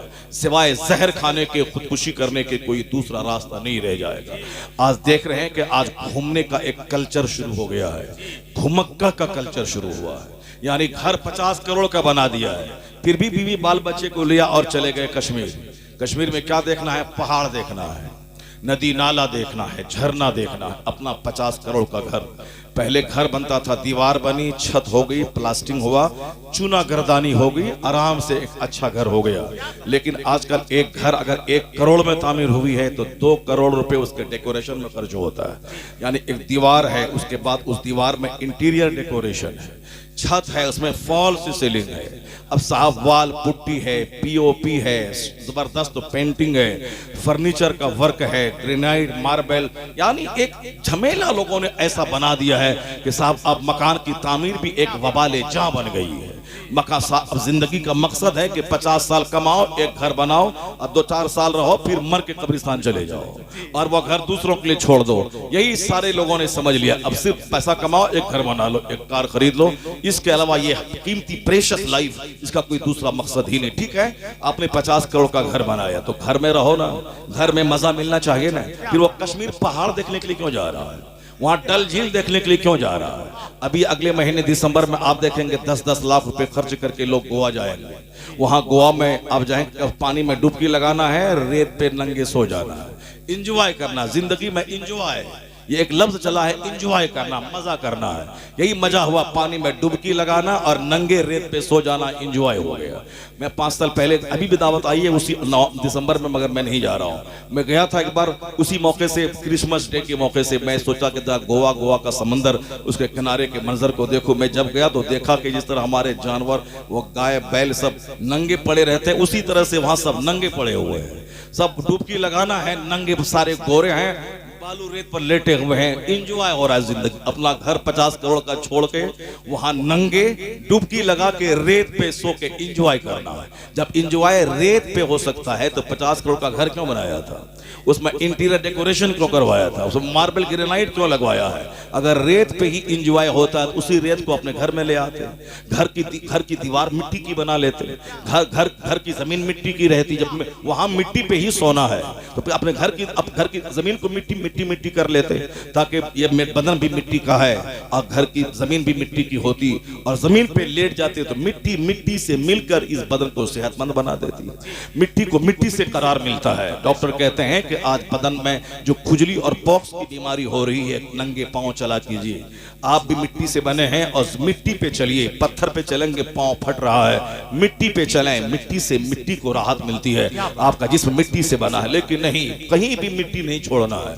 ना दीवार, न छत, न घर, न बाहर, न बाथरूम, न दरवाजा, न सहन, न आंगन, हर जगह पत्थर ही पत्थर बिछा देना है। और शादी ब्याह में अरे कहीं मिट्टी एक जर्रा नहीं मिलेगी मेरे घर में। आप शादी कर ले मेरे यहाँ, आपकी बेटी आएगी, हर तरफ पत्थर ही पत्थर है। मरने के बाद ही मिट्टी मिलेगी, जब तक वो जिंदा रहेगी पत्थर ही पत्थर है। तो मैं कहता हूँ 50 करोड़ का घर वो कश्मीर देखने जा रहा, पहाड़ देखने जा रहा, मसूरी, नैनीताल, मनाली, ऊटी, क्या है वहां? ऊटी में क्या है? पहाड़ है। मनाली में क्या है? पहाड़ है। मसूरी में क्या है? नैनीताल में क्या है? पहाड़ है। कश्मीर में क्या है? पहाड़ है। गुलमर्ग में क्या है? पहाड़ है। बर्फ गिर रही है, पहाड़ है, उसी बर्फ को देखना है। अब बात इतनी है, 50 करोड़ का घर बनाया है, वह घर में मन नहीं लग रहा है। बच्चे भी कहते हैं पापा बाहर चलो, बीवी बोलती है कि साहब आप आउटिंग पे चलिए, यानी आउटिंग पे चलिए, आउटिंग पे, बाहर, घर से बाहर चलिए। आप हफ्ता दिन में एक दिन बाहर चलिए, बाहर होटल में खाना खाएंगे। होटल का कल्चर बढ़ रहा। आज मुरादाबाद में 25 साल पहले इतने साहब वो रेस्टोरेंट नहीं थे, आज रेस्टोरेंट का शहर ये मुरादाबाद हो रहा। हर तरफ चिकन चिकन चिकन, KFC, हर तरफ साहब मुरादाबाद की बिरयानी। पूरे भारत में, हमारे बिहार में गली गली में मुरादाबादी बिरयानी। अब चलो, अब वहां के बिहारियों को भी खूब खिलाओ मुरादाबादी बिरयानी। अब हर तरफ खाना पकाना। मोदी जी जब से आए उन्होंने बोला किचन में गैस सस्ता कर देंगे और शौचालय बना देंगे। और साहब ये किचन और शौचालय, इसलिए मैं कभी कहता हूं यही तो कारनामा है आपका, किचन और शौचालय। प्रधानमंत्री आता है चाइना से, वो आपका शौचालय देखने जाता है नहीं, वो ताजमहल देखने जाता है, वो लाल किला देखने जाता है। अमेरिका का प्रेसिडेंट लाल किला देखने जाता है, वो जामा मस्जिद दिल्ली देखने जाता है, वो कुतुब मीनार देखने जाता है, वो आगरा का ताजमहल देखने जाता है। तो आपने शौचालय बनाया है तो शौचालय में कौन जाएगा? और हमारे बाप दादाओं ने ताजमहल दिया है, 500 साल से सारी दुनिया ताजमहल देखने आ रही है, हिंदुस्तान का शोभा बढ़ा दिया है। तो काम ऐसा कीजिए कि पाखाना और किचन नहीं, ऐसा अजूबा कारनामा अंजाम दीजिए कि 500 साल के बाद भी वह काम हिंदुस्तान के खजाने को रुपया देता रहे, हिंदुस्तान की शौकत बढ़ाता रहे। आपको शौचालय मुबारक हो और हमें लाल किला ताजमहल मुबारक हो। ये है हमारे बाप दादाओं का कारनामा, जिन्होंने एक ऐसी जबरदस्त उन्होंने विरासत दे दी हिंदुस्तान को कि आज भी करोड़ों पे सालाना हिंदुस्तान के खजाने में जमा होता है। यही कारनामा है। तो मैं जिस पॉइंट पे आपकी तवज्जो दिलाना चाहता हूं उसको गौर से सुनिएगा। करोड़ों का घर है, पहाड़ देखने जाना है, घर में मन नहीं लगता है, आउटिंग पे जाना है, घूमने का कल्चर शुरू हो गया। बच्चों का स्कूल बंद है, चलिए, मुसलमान है तो चलिए अजमेर घूमने चलिए, और गैर मुस्लिम है तो चलिए पूरी जगन्नाथ चलिए, साहब काशी विश्वनाथ चलिए, गोरखधाम चलिए, वहां चलिए। और फिर जो बीच के सेकुलर लोग हैं वो कभी चलिए इंडोनेशिया, कभी थाईलैंड की राजधानी बैंकॉक, कभी फ्रांस, कभी बीजिंग, कभी साहब टोरंटो, कभी वाशिंगटन DC, कभी कनाडा, कभी नॉर्वे। वो घूमते हैं घूमा, ठीक है, बीवी को साथ में लिया, 2 महीना घूम के फिर घर आ गया। और घर जब आ गया तो अब तो कम से कम करार मिलना चाहिए घर में। मैडम को तो बोलिए कि साहब मैं अमेरिका घुमा के मैं लाया हूं, अब 1 साल तक कुछ नहीं बोलने का, 1 साल तक लड़ाई नहीं करने का। 4 दिन के बाद फिर जंग अजीम शुरू हो जाती है घर में। तुमने ये नहीं किया, तुमने वो नहीं किया, तुमने वो नहीं लाया, तुमने वो नहीं लाया। भाई मैं तुमको अमेरिका घुमा के लाया हूं, मैं तुमको बगदाद और मदीना घुमा के लाया हूं, कम से कम 1 साल तो शांत रहो। 1 साल क्या, वो 3 दिन के बाद फिर घर लड़ाई का अखाड़ा बन जाता है। हमारे इन उलमा कराम को मजबूरन कहना पड़ा कि अगर लड़ाई ही करनी है तुमको तो अपनी इज्जत बचाने के लिए एक काम कर लो। एक काम वो है कि तुम भी अरबी सीख लो और अपनी बीवी को भी अरबी सिखा दो, ताकि तुम दोनों जब अरबी में बात लड़ाई करोगे, तुम बोलोगे लाक़तुलन्नक, वो बोलेगी लाज़रिबन्नक। लड़ाई करोगे तो पड़ोसी बोलेगा चलो वहां कलमा खानी हो रही है, चलो वहां कलमा खानी हो रही है। अगर नहीं तो लड़ाई मत करो, और अगर लड़ना है तो दोनों अरबी सीख लो और दोनों अरबी में लड़ो, ताकि पड़ोस बोले कि वहां तो कलमा खानी हो रही है, वहां दुआ हो रही है। इस कदर हर घर में लड़ाई शुरू हो रही है। हर घर में चाहे 1000 कश्मीर घुमा दे, उसे टोरंटो घुमा दे, मगर जो नेचर है उसको क्या करेंगे? जो एक आदमी के नेचुरल कैरेक्टर उसको नहीं बदल पाएंगे। पहाड़ अपनी जगह से टल जाए ये तो मुमकिन है, लेकिन एक आदमी का नेचर बदल जाए ये मुमकिन नहीं है। ये नेचर जिसका है उसको क्या करेंगे? हुजूर ने 1400 साल पहले कहा था, या माशरन निसा, ए औरतों के घरों सदका ज्यादा क्या करो। मैंने जहन्नम में औरतों को ज्यादा देखा है, क्योंकि औरतें शौहरों की नाशुक्री करने वाली, लान तान करने वाली, लान तान करने में ये आगे है, यानी दूसरों को अभिशाप बददुआ देने में आगे हैं, नाशुक्री करने में आगे हैं। कि 50 साल की जिंदगी में 40 साल आप हर ईद में नए जोड़े दें, एक बार बोले लॉकडाउन है नहीं दूंगा, नहीं इस बार पुराने कपड़े में ईद मनाना है, तो फिर जवाब मिलता तुमने दिया ही कब है जो आज देगा। यानी 40 साल के सारे एहसानात को यकलख्त भूल जाना। तो उनके कहने पे आज आउटिंग पे लोग जा रहे हैं घूमने के लिए। घूमने का कल्चर आज इंडिया में शुरू हुआ। पहले ब्रिटेन और अमेरिका के लोग घूमने इंडिया आते थे, गोरे नजर आते थे लाल किला ताजमहल के पास। और अभी इंडिया के लोग भी जो गरीब हैं अपने मुल्क में घूमते हैं, जो ज्यादा पैसे वाले हैं वो बाहर घूमने जाते हैं, विदेशों में जाते हैं। घूमना है, अपना 50 करोड़ का बंगला छोड़कर, ग्रेनाइट मार्बल से सजा हुआ घर छोड़कर, शानदार वॉशरूम, शानदार किचन छोड़कर, शानदार डाइनिंग रूम, शानदार पोर्टिको, शानदार दरवाजा छोड़कर ये पहाड़ नदी नाला घूमने जा रहे हैं। बात सिर्फ इतनी है कि जिस घर में 24 घंटे फिल्में चलती हों, जिस घर में 24 घंटे फजूल काम होते हो, जिस घर में 24 घंटे झूठ की खेती होती हो, जिस घर में 24 घंटे व्हाट्सएप पे सारे लोग लगे रहते हो, जहां गंदी तस्वीरें देखी जाती हो, जहां गंदी चैटिंग होती हो। जवान लड़का है वो गर्लफ्रेंड के साथ चैटिंग में लगा है, जवान लड़की है वो बॉयफ्रेंड के साथ चैटिंग में लगी है, ये जवान मर्द है बाप ये दूसरी औरतों से चैटिंग में लगा है, ये माँ है औरतें ये दूसरे मर्दों से चैटिंग में लगी है। यानी ये घर नहीं ठहरा, 24 घंटे मोबाइल चलाने का अड्डा। और मोबाइल में अच्छी बातें नहीं, सिर्फ गंदी बातें, गंदी तस्वीरें, गंदी चैटिंग। तो जो करोड़ों के घर में जहां फिल्में देखी जाएंगी, जहां 10 आदमी है कोई फजर की नमाज नहीं पढ़ा, एक वक्त की नमाज छोड़ना हराम और गुनाह कबीरा है। और जिस घर में 5 वक्त गुनाह कबीरा होता हो, उस घर में शैतान का आना जाना होता है। जहां रात के 3-3 बजे तक फिल्में देखी जाती हो, और वहां रात फजर के टाइम में जब फरिश्ता रहमत लेके जमीन पे आता है, उस वक्त घर के सारे लोग मुर्दार बन के सो जाते हो, और दिन के 10 बजे उठते हो जो काम काफिर भी ना करता हो। अब काफिरों को सेहत चाहिए, अब वह 4 बजे सुबह उठकर वो अपनी सेहत बनाने के लिए वॉकिंग में जाता है। और हमें सेहत भी नहीं चाहिए और जन्नत भी नहीं चाहिए, बल्कि दुनिया में सिर्फ मोबाइल चाहिए, उस पर चैटिंग चाहिए, और रात के 3 बजे तक मोबाइल चलाना है, फिल्में देखनी है, उसके बाद फिर फजर के टाइम से पहले सो जाना है, उठना है दिन के 10 बजे। जिस घर में नमाज फर्ज थी, न मर्द कोई पढ़ा न औरत कोई पढ़ी, जिस घर में रात भर फिल्में देखी गई, जिस घर में रात भर चैटिंग की गई हो, वो घर शैतान का अड्डा हो जाता है। यही वजह है कि वो घर अब रहने के काबिल नहीं होता, वो घर छोड़ के बाहर घूमने का मन करता है। आदमी घर से बाहर घूम रहा है, होटल में जा रहा है, पहाड़ नदी नाला देखने जा रहा है। उनसे पूछ ले, जिसके घर में नमाज़े पंजगाना है, जिसके घर में तिलावत है, जिसके घर में इबादत है, जिसके घर में हजार बार दुरूद है, जिसके घर में रात भर कुरान खानी है, जिसके घर में तहज्जुद है, जिसके घर में इशराक है, 50 साल हो गए, दीवार टूटी है मगर घर जन्नत का टुकड़ा बना हुआ है, घर छोड़ने का मन नहीं करता। क्यों? कि जिस घर में इबादत और तिलावत हो, वहां फरिश्तों का आना जाना है। जब फरिश्तों का आना जाना हो वह घर काबिले रश्क बन जाता है, जन्नत का टुकड़ा बन जाता है। उस घर में रहता जाए वह घर छोड़ने का मन नहीं करता।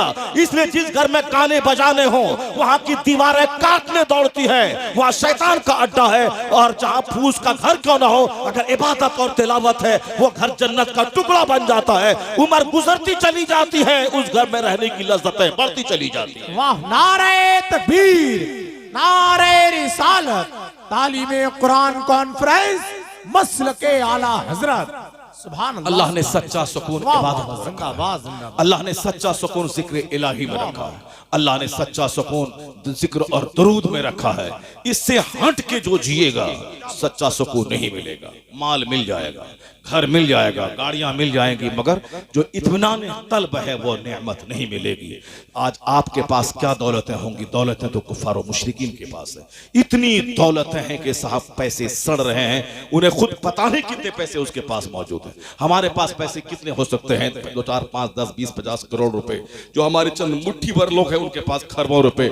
मगर वहां उधर जाके देखें, दूसरी दुनिया में पैसे महकते हैं, पैसे सड़ रहे हैं। साहब यूनिसेफ के नाम पे, दूसरे ममालिक में सड़कों की तामीर के नाम पे, पोलियो ड्रॉप के नाम पे, एजुकेशन और हेल्थ डिपार्टमेंट पैसे लोग लगाते हैं। इतने पैसे हैं कि वो क्या करेंगे? उन मुशरिकों के पास इतने पैसे हैं, हमारे पास पैसे नहीं है। एक तो पैसा कमाने का ढंग भी मेरे पास नहीं है। यह जिंदगी अल्लाह ने दी है स्ट्रगल करने के लिए, जद्दोजहद करने के लिए। हमें नमाज फजर से लेके जोहर तक कोई नमाज फर्ज नहीं है। वो 8 घंटे हैं स्ट्रगल करने के लिए, वो 8 घंटे हैं जद्दोजहद करने के लिए, वो 8 घंटे हैं मेहनत करने के लिए। पर हमें इतने बेरोजगार हमारे यहाँ के फजूल बातों से फुर्सत नहीं, और हम चाहते हैं कि बैठे रहें और दौलत अचानक मेरे पास आ जाए। ऐसा नहीं होता। ये दुनिया एक सिस्टम से चल रही है। रोजाना सूरज का उगना, सूरज का डूबना, रोज हर महीने का बदलना, रात और दिन का बारी बारी से बदल बदल के आना, ये सारा सिस्टम बताता है कि दुनिया का सारा काम एक सिस्टम से चलता है। यहाँ नहीं होता कि मैं अजमेर मोहल्ला जाके बैठ रहा हूं और बोलूं मेरे घर में एयरपोर्ट बन जाए, हमारे घर में हेलीकॉप्टर आ जाए। यहाँ ऐसा नहीं होता है। यहाँ मेहनतें की जाती है, यहाँ स्ट्रगल किया जाता है, यहाँ जद्दोजहद की जाती है, उसके बाद कामयाबियां कदम चूमती हैं। हमारी तरफ से मेहनतें बढ़े, उधर से खुदा की रहमत आ जाए, उसी बंदे की उसी बंदे को वही कामयाबी उसका कदम चूमती है, कामयाबी से बंदा हमकिनार होता है। यहाँ हमारी तरफ से स्ट्रगल जाए। मैदान बद्र में मुस्तफा पहुंच के अल्लाह से दुआ करते हैं। यह दुआ मदीने में भी कर सकते थे, लेकिन यह बताया मुस्तफा ने कि घर से बाहर निकल के मैदान जंग में जाके अपनी तरफ से तदबीर करने के बाद ये बोल कि मेहनत मेरी और रहमत तेरी, इधर से मेरी मेहनत जाए, उधर से रब की रहमत आए, कामयाबी कदम चूमे। दूसरी कौमें कामयाब बाद में होंगी, कौमें मुस्लिम पहले, क्योंकि उनके पास तदबीर है, उनके पास स्ट्रगल है, उनके पास जद्दोजहद और मेहनतें हैं। खुदा की रहमतें उनके पास नहीं है। मेरे पास खुदा की रहमत मेरा इस्तेमाल करने को तैयार है, मगर एक काम स्ट्रगल तो हो जाए, जद्दोजहद तो हो जाए। हुजूर कहते हैं तुम एक कदम अल्लाह की तरफ बढ़ो, अल्लाह की रहमतें 10 कदम तेरी तरफ बढ़ जाएंगी। तुम अल्लाह की तरफ चलना सीखो, अल्लाह की रहमतें दौड़कर तेरा इस्तेमाल करेंगी। चलो तो सही, घर से बाहर निकलो तो सही, मेहनत करो तो सही, दुनिया के सिस्टम का फॉलो करो तो सही। तुमने मुस्तफा की बात अगर मान ली तो तुमने सिस्टम से जिंदगी गुजारी तो तुम्हारी जद्दोजहद इधर से जाएगी, उधर से खुदा की रहमतें आएंगी। फिर दूसरी कौमें बाद में कामयाब होंगी, कौमें मुस्लिम सबसे पहले कामयाब होगी। आपने नहीं देखा कि कुरान करीम में हर चैप्टर में मेहनत की बात, जद्दोजहद की बात, इस दुनिया और आखिरत के सजाने संवारने की बातें की गई हैं। जहां तक सवाल रहा इल्म के ताल्लुक से, इस कदर जोर कुरान ने दिया है, इतना जोर दुनिया की किसी दूसरी किताब ने नहीं दिया है। कुरान ने कहा नून कलम वमा यस्तुरून, यानी कलम और उसके लिखे की कसम, कलम और उसके लिखे की कसम, ये पेन, ये कलम का चर्चा कुरान करीम में आया है। यानी कलम और उसके जितने भी मुताल्लिकात हैं, राइटिंग और रीडिंग के ताल्लुक से आया है कि कुरान में 800 जगहों पे सिर्फ रीडिंग का जिक्र आया है। 800 जगहों पे पे 6666 आयतों में कमोबेश 800 जगहों पे सिर्फ रीडिंग की बात आई है। सबसे पहली आयत जो कुरान की नाजिल हुई वो है इकरा बिस्मि रब्बिकल लज़ी खलक, read in the name of your Lord who created, अपने रब के नाम से पढ़िए जिसने आपको पैदा किया, यानी पढ़िए रीडिंग। सबसे पहली वही जो कुरान में कुरान की सूरत में नाजिल हुई वह लफ्ज़ रीड से शुरू होता है कि पढ़िए, पढ़ना है। चूंकि कौम मुस्लिम को दुनिया से बुराइयों को मिटाना है, यह कौम मुस्लिम सबसे बेहतरीन गिरोह है, इसे अपना भला करना है, दुनिया का भला करना है। तो दुनिया की भलाई सिवाय पढ़ाई की किसी चीज से नहीं हो सकती है। एजुकेशन के बगैर कोई आदमी अपने आप को पहचान सकता है, न अपने खालिक को पहचान सकता है, न बुराइयों को पहचान सकता है, न भलाइयों को पहचान सकता है। रिकॉग्निशन, मारिफत बगैर इल्म के मुश्किल है।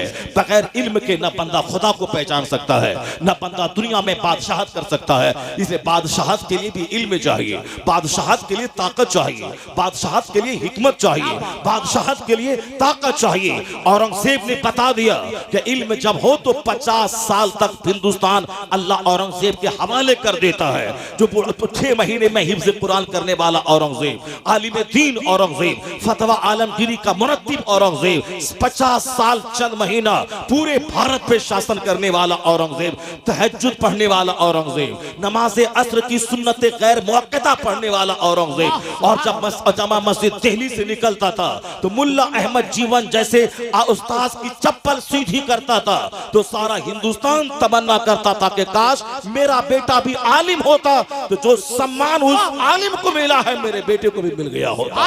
यानी जब आलिमों को इज्जत मिलती है तो बच्चे आलिम बनाने का शौक पैदा होता है। लेकिन जब आलिम अपमानित होते हैं, जब आलिम प्रताड़ित होते हैं, जब आलिमों को समाज में एक गिरा हुआ फर्द माना जाता है तो उस वक्त में कोई एक दर्दमंद बाप अपने बच्चों को आलिम नहीं बनाता है। यही वजह है कि आज आलिमों की तादाद बड़ी तेजी से घटती जा रही है। जुब्बा पहनने वाला, दाढ़ी रखने वाला, टोपी पगड़ी पहनने वाला, ये तो आपको गली गली में मिलेगा। लेकिन एक कायदे का आलिम दीन जो मसाइल पे अबूर रखता हो, जो छोटी से लेके बड़ी किताबों को पढ़ा सकता हो। एक झोला छाप डॉक्टर होता है जो गली कूचे में बाइक और साइकिल लेके 2-4 दवाइयां और इंजेक्शन लेके चलता है। और एक MBBS डिग्रीधारी डॉक्टर होता है, एक FRCS की डिग्री होल्डर डॉक्टर होता है। तो डिग्रीधारी मौलवी बहुत मिलेंगे आपको, लेकिन एक पढ़ा लिखा मजबूत आलिम बहुत मुश्किल से मिलेगा। मुत्तकी आलिम तो और मुश्किल से मिलेगा। आया है हदीस में आखिर जमाने में लोग मोटा ताजा जानवर लेके मुत्तकी फकीह तलाश करने निकलेंगे। जानवर सूख के काटा हो जाएगा, मुत्तकी फकीह नहीं मिल पाएगा। एक तो बासलायत आलिम नहीं मिलेंगे, और कोई आलिम मिल भी जाए तो बाअमल नहीं मिलेंगे। तो करोड़ों में लाखों में कोई मिलेगा। यह दौर इन्हितात है, इसमें इल्म उठ रहा है। उस उठाने में हमारा भी बड़ा रोल रहता है। आलिमों को अपमान करना, आलिमों की तनख्वाहें कम देना, आलिमों को मस्जिदों में एक नौकर समझ लेना। इसलिए कोई आने वाले दिन में नमाज पढ़ाने वाला नहीं मिलेगा, निकाह पढ़ाने वाला नहीं मिलेगा। जबकि इस मदरसे की शानदार तारीख रही है। मदरसे में सिर्फ कुरान की तिलावत नहीं होती है, बल्कि कुरान समझाया जाता है। कुरान ने जिस तरह दुनिया में इनकलाब बर्पा किया वह इसी मदरसे से इनकलाब बर्पा हुआ है। जरा गौर से सुनिएगा। मेरा बच्चा तो बोलता है कि मदरसा गरीबों मिस्किनों का घर है, मगर यूरोप का एक दानिश्वर जॉन डेविनपोर्ट बहुत बड़े दानिश्वर है। वो क्या कहते हैं इस मदरसे के ताल्लुक से? वो कहते हैं what we call science arose in Europe as a result of new spirit of inquiry.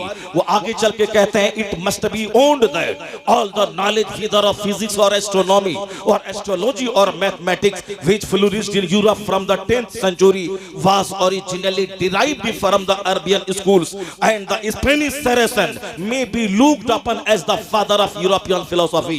Doctor John Davenport कहते हैं ये जो दुनिया भर में साइंटिफिक डेवलपमेंट हुई है, साइंसी तरक्की हुई है, इल्म तबईयात, इल्म नजूम, इल्म फल्कियात, इल्म कीमिया, मैथमेटिक्स यानी इल्म रियाजी, फिजिक्स यानी इल्म तबईयात, केमिस्ट्री यानी इल्म कीमिया, जूलॉजी यानी इल्म हयातियात, बोटनी इल्म नबातात, एस्ट्रोनॉमी इल्म नजूम, एस्ट्रोलॉजी इल्म फल्कियात। इन सारे उलूम की वजह से साइंस तरक्की करी है। आगे चल के वो क्रिश्चियन कहता है ये सारे उलूम अरबी मदरसों से लिए गए हैं। स्पेन में इस्लामी सल्तनत थी, 1000 साल तक मुसलमानों का दबदबा रहा। आखिर में मुसलमानों की आपसी रशाकशी, आपसी इख्तलाफ, आपसी इंतशार की वजह से 1000 साला मुल्क हमारे हाथ से निकल गया। जब हमारे दिमाग में जुनून था कि मुल्क हासिल करना है, वहां इंसाफ का सूरज तुलू करना है, तो कश्ती में आग लगा दी। या तो यहाँ कब्र बनेगी या फिर यही मैं शहादत का, यही मैं फतह का झंडा गाड़ूंगा। इस तो अपनी कश्ती में आग लगा दे के वापस अरब नहीं जाना है। या तो यहाँ फतह का झंडा गाड़ना है या फिर यही मर जाना है। या तो कब्र बनेगी या सल्तनत कायम होगी। इस तरह का जुनून लेके जो आगे बढ़ता है उसको तो कामयाब 110% होना ही होना है।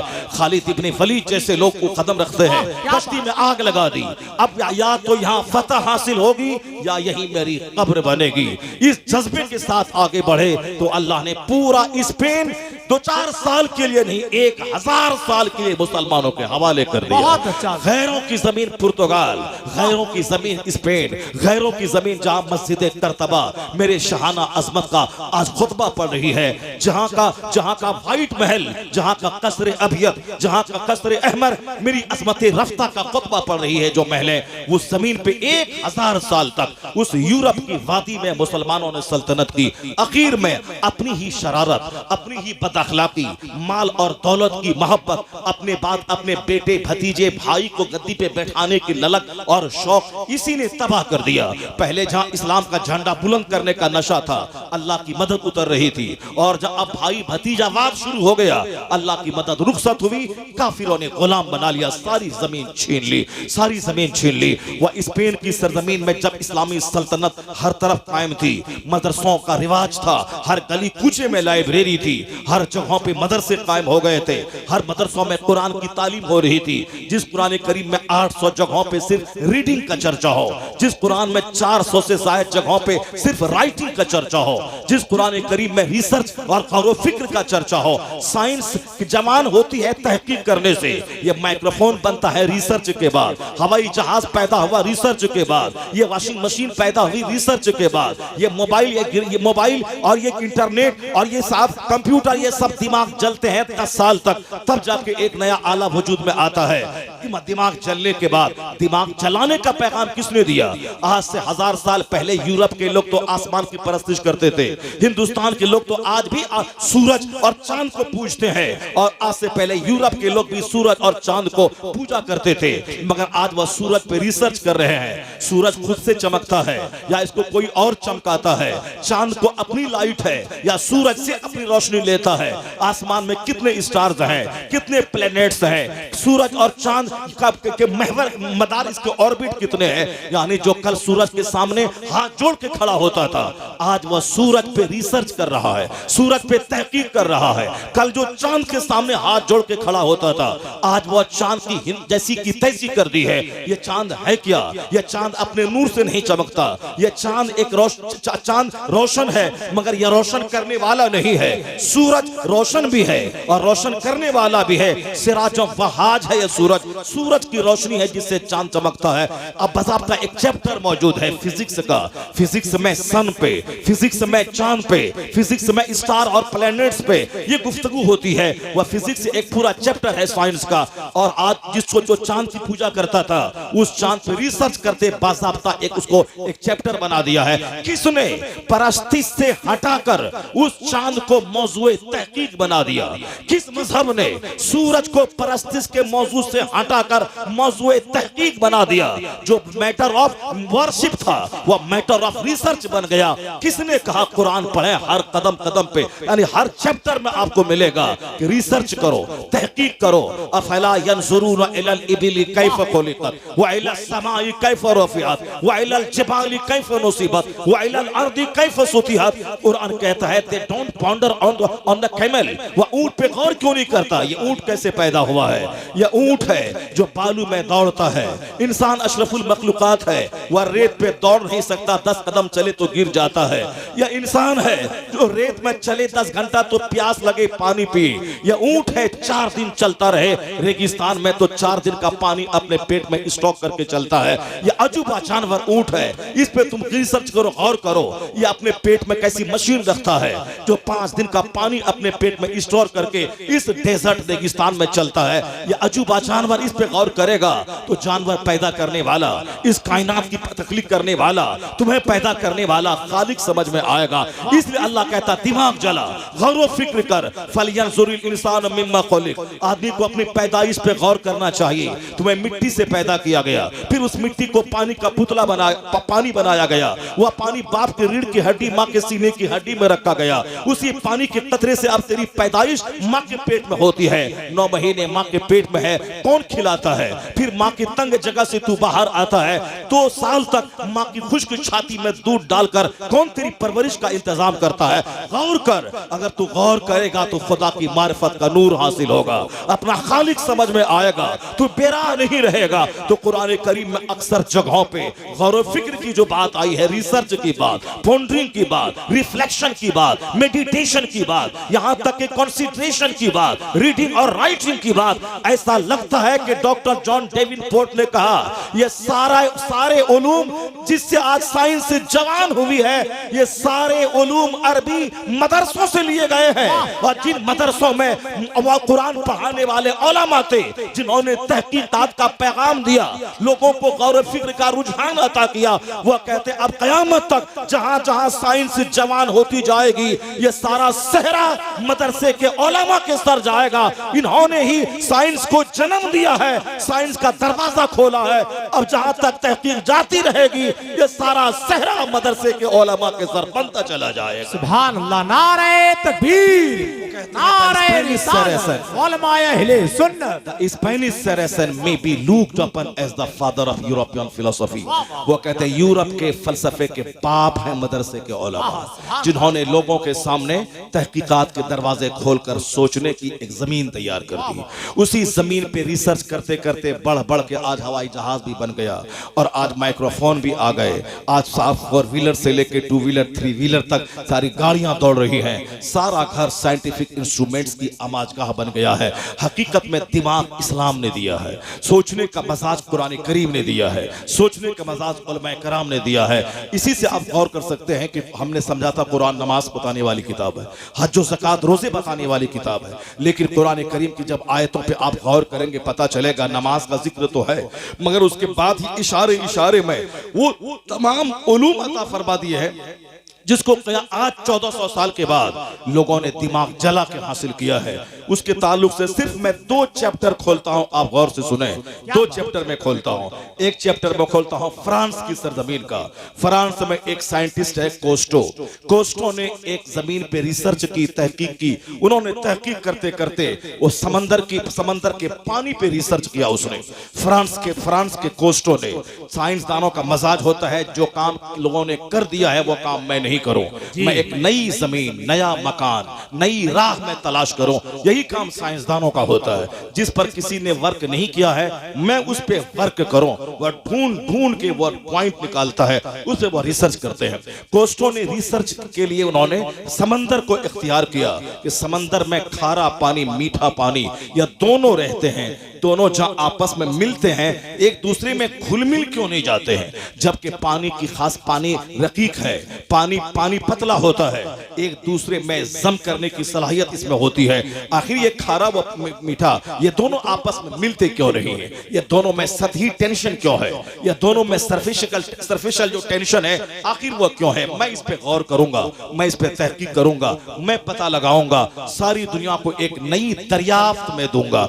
सुना, साइंसदानों को मकान, दुकान, गाड़ी, छकड़ा नहीं चाहिए, वो तो हमारे जैसे लोगों को चाहिए। इसलिए हम कोई नई चीज दुनिया को नहीं दे पाते हैं, मगर वैज्ञानिक इसने हमको मोबाइल दिया, कंप्यूटर दिया, वो नई नई जमीन खोज कर दिमाग जलाते हैं ताकि वो मर भी जाएं तो उनकी एक यादगार बाकी रहे।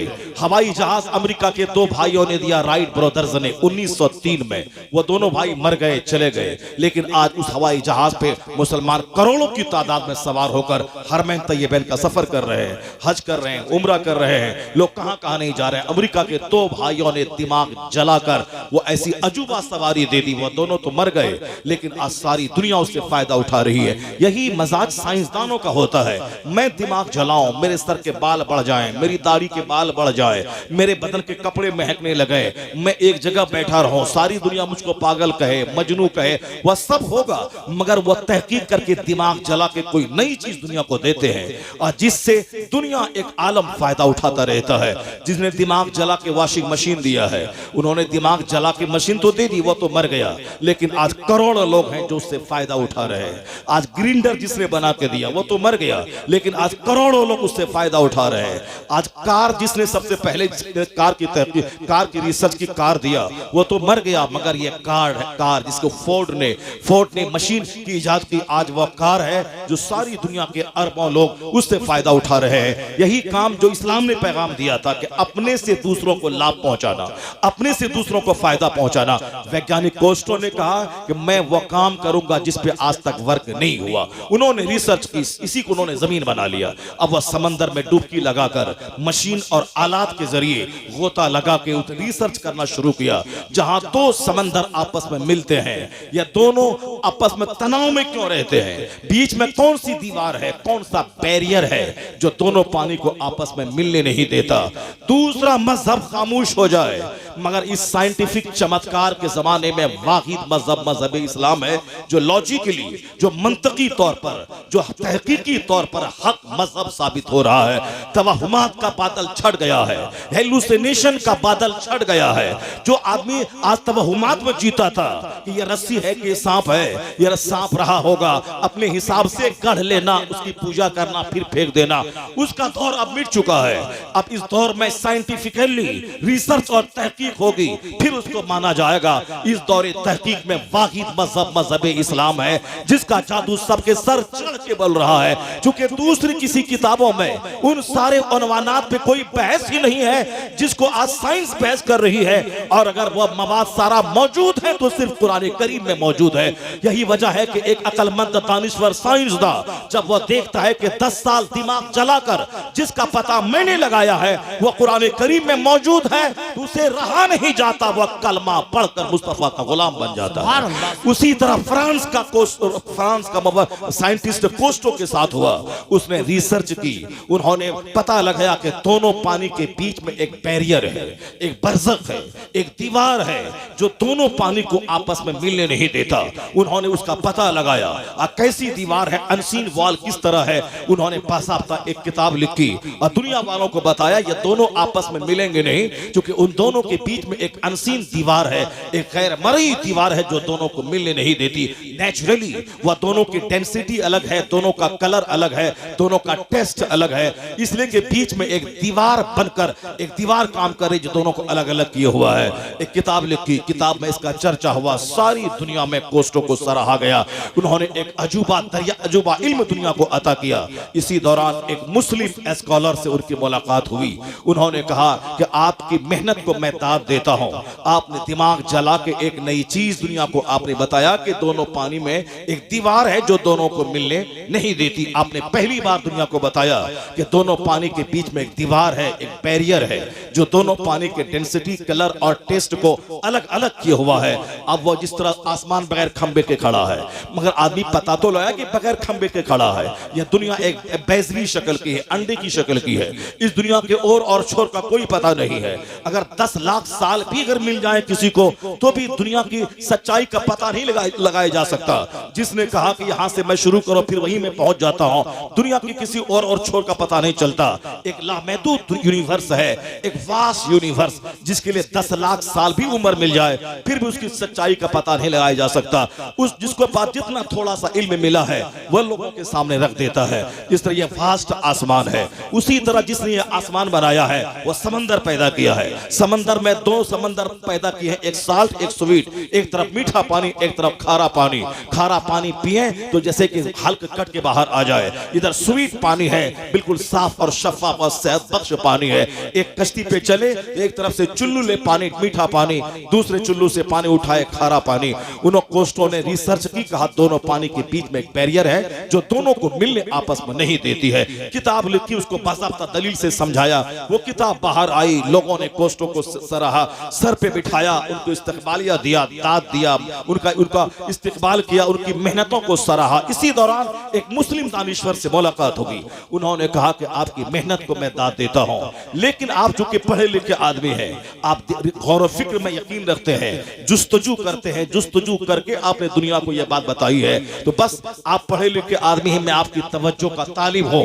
उन्होंने कहा कि कोस्टो साहब, आपने मेहनत की, मेहनत को मैं दाद देता हूं, लेकिन मैं एक आयत पढ़ता हूं कुरान करीम की, उसको गौर से सुनिए, फिर आपका ज़मीर जो बोले उसको आप एक्सप्रेस कीजिए। आप गौर से सुनिए कि जो आपने पहली बार दुनिया को बताया, इससे पहले किसी को भनक तक नहीं लगी थी कि दोनों समंदर के बीच में एक दीवार है जो दोनों को मिलने नहीं देती। वह दीवार हम देखते नहीं है, मगर है बैरियर। आपने पहली बार दुनिया को दीवार की बात कही, बैरियर की बात कही। अब कुरान करीम की एक आयत में पढ़ता हूं, वह कुरान जो बंदे ने नहीं लिखा है, वो अल्लाह का कलाम है। वो अल्लाह का कलाम 1400 साल पहले अल्लाह ने अपने महबूब पे नाजिल किया है। वह कुरान हमारे अकीदे के मुताबिक वो अल्लाह का कलाम है, वो हमेशा से है, हमेशा रहेगा। उसको किसी ने अपनी तरफ से लिख नहीं दिया है, वो लिख भी नहीं सकता है। कुरान ने खुला चैलेंज किया है, अगर किसी इंसान और जिन्नात के बस में है, वह कुरान की तरह कोई किताब ले आए तो ले आए। इंसान जिन्नात एक दूसरे के हेल्पर हो जाए और दोनों मिलकर कुरान का जवाब लाएं। 1400 साल गुजर गए, इंसान जिन्नात मिलकर कुरान का जवाब नहीं लाया, न क़यामत तक ला पाएंगे। पूरा कुरान तो दूर की बात, 10 सूरतों का चैलेंज कुरान ने किया। अगर तुम्हें डाउट हो कुरान में तो 10 सूरतों को ले आओ। अगर 10 सूरत के बात अगर तुमसे नहीं हो पाया, सिर्फ एक सूरत ले आओ, इन्ना आतेना कल कौसर का जवाब ले आओ। आज दुनिया में हर जबान अलग अलग खेमा में बढ़ गई है, ओल्ड और मॉडर्न, एंशिएंट एंड मॉडर्न, यानी हिस्ट्री है तो 2 खेमे में है, एक ओल्ड हिस्ट्री, एक मॉडर्न हिस्ट्री। अरबी लिटरेचर है तो एक ओल्ड अरबी, एक मॉडर्न अरबी। उर्दू है तो एक ओल्ड उर्दू और एक मॉडर्न उर्दू। हिंदी है तो एक प्राचीन हिंदी और एक आधुनिक हिंदी, यानी कदीम और जदीद के खानों में जबान बढ़ गई है। यह कदीम अदब है और यह जदीद अदब है। उर्दू जबान मीर अम्मन के जमाने में जो उर्दू जबान थी, उसको आप पढ़ लें, उस जमाने में कैसे कैसे जुमले इस्तेमाल होते थे, और आज की उर्दू पढ़ लें, गालिब की उर्दू पढ़ लें, इकबाल की उर्दू पढ़ लें और आज की उर्दू पढ़ लें, दोनों में जदीद और कदीम लिटरेचर है। उसी तरह अरबी जबान में भी जदीद जबान और कदीम अरबी और जदीद अरबी है।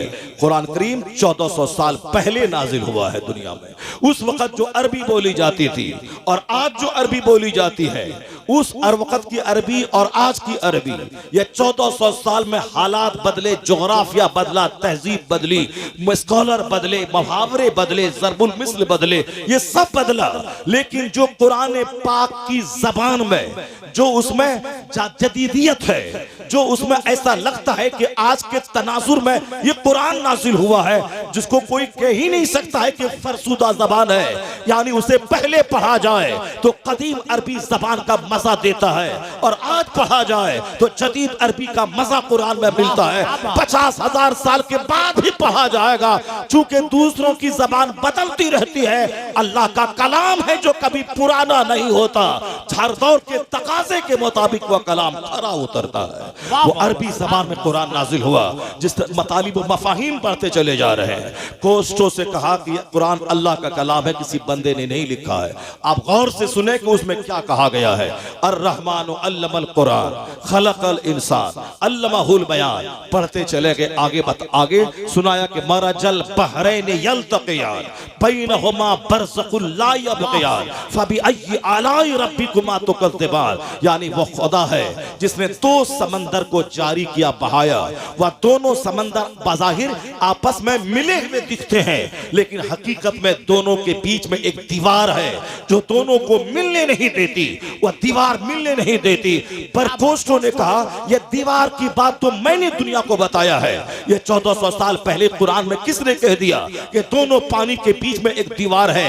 अगर यह दीवार की बात कुरान में है तो मैं गवाही देता हूं कि कुरान बंदे का कलाम हो ही नहीं सकता है, क्योंकि बंदों में पहला शख्स तो मैं हूं जिसने दुनिया को बताया कि दोनों पानी के बीच में एक दीवार है।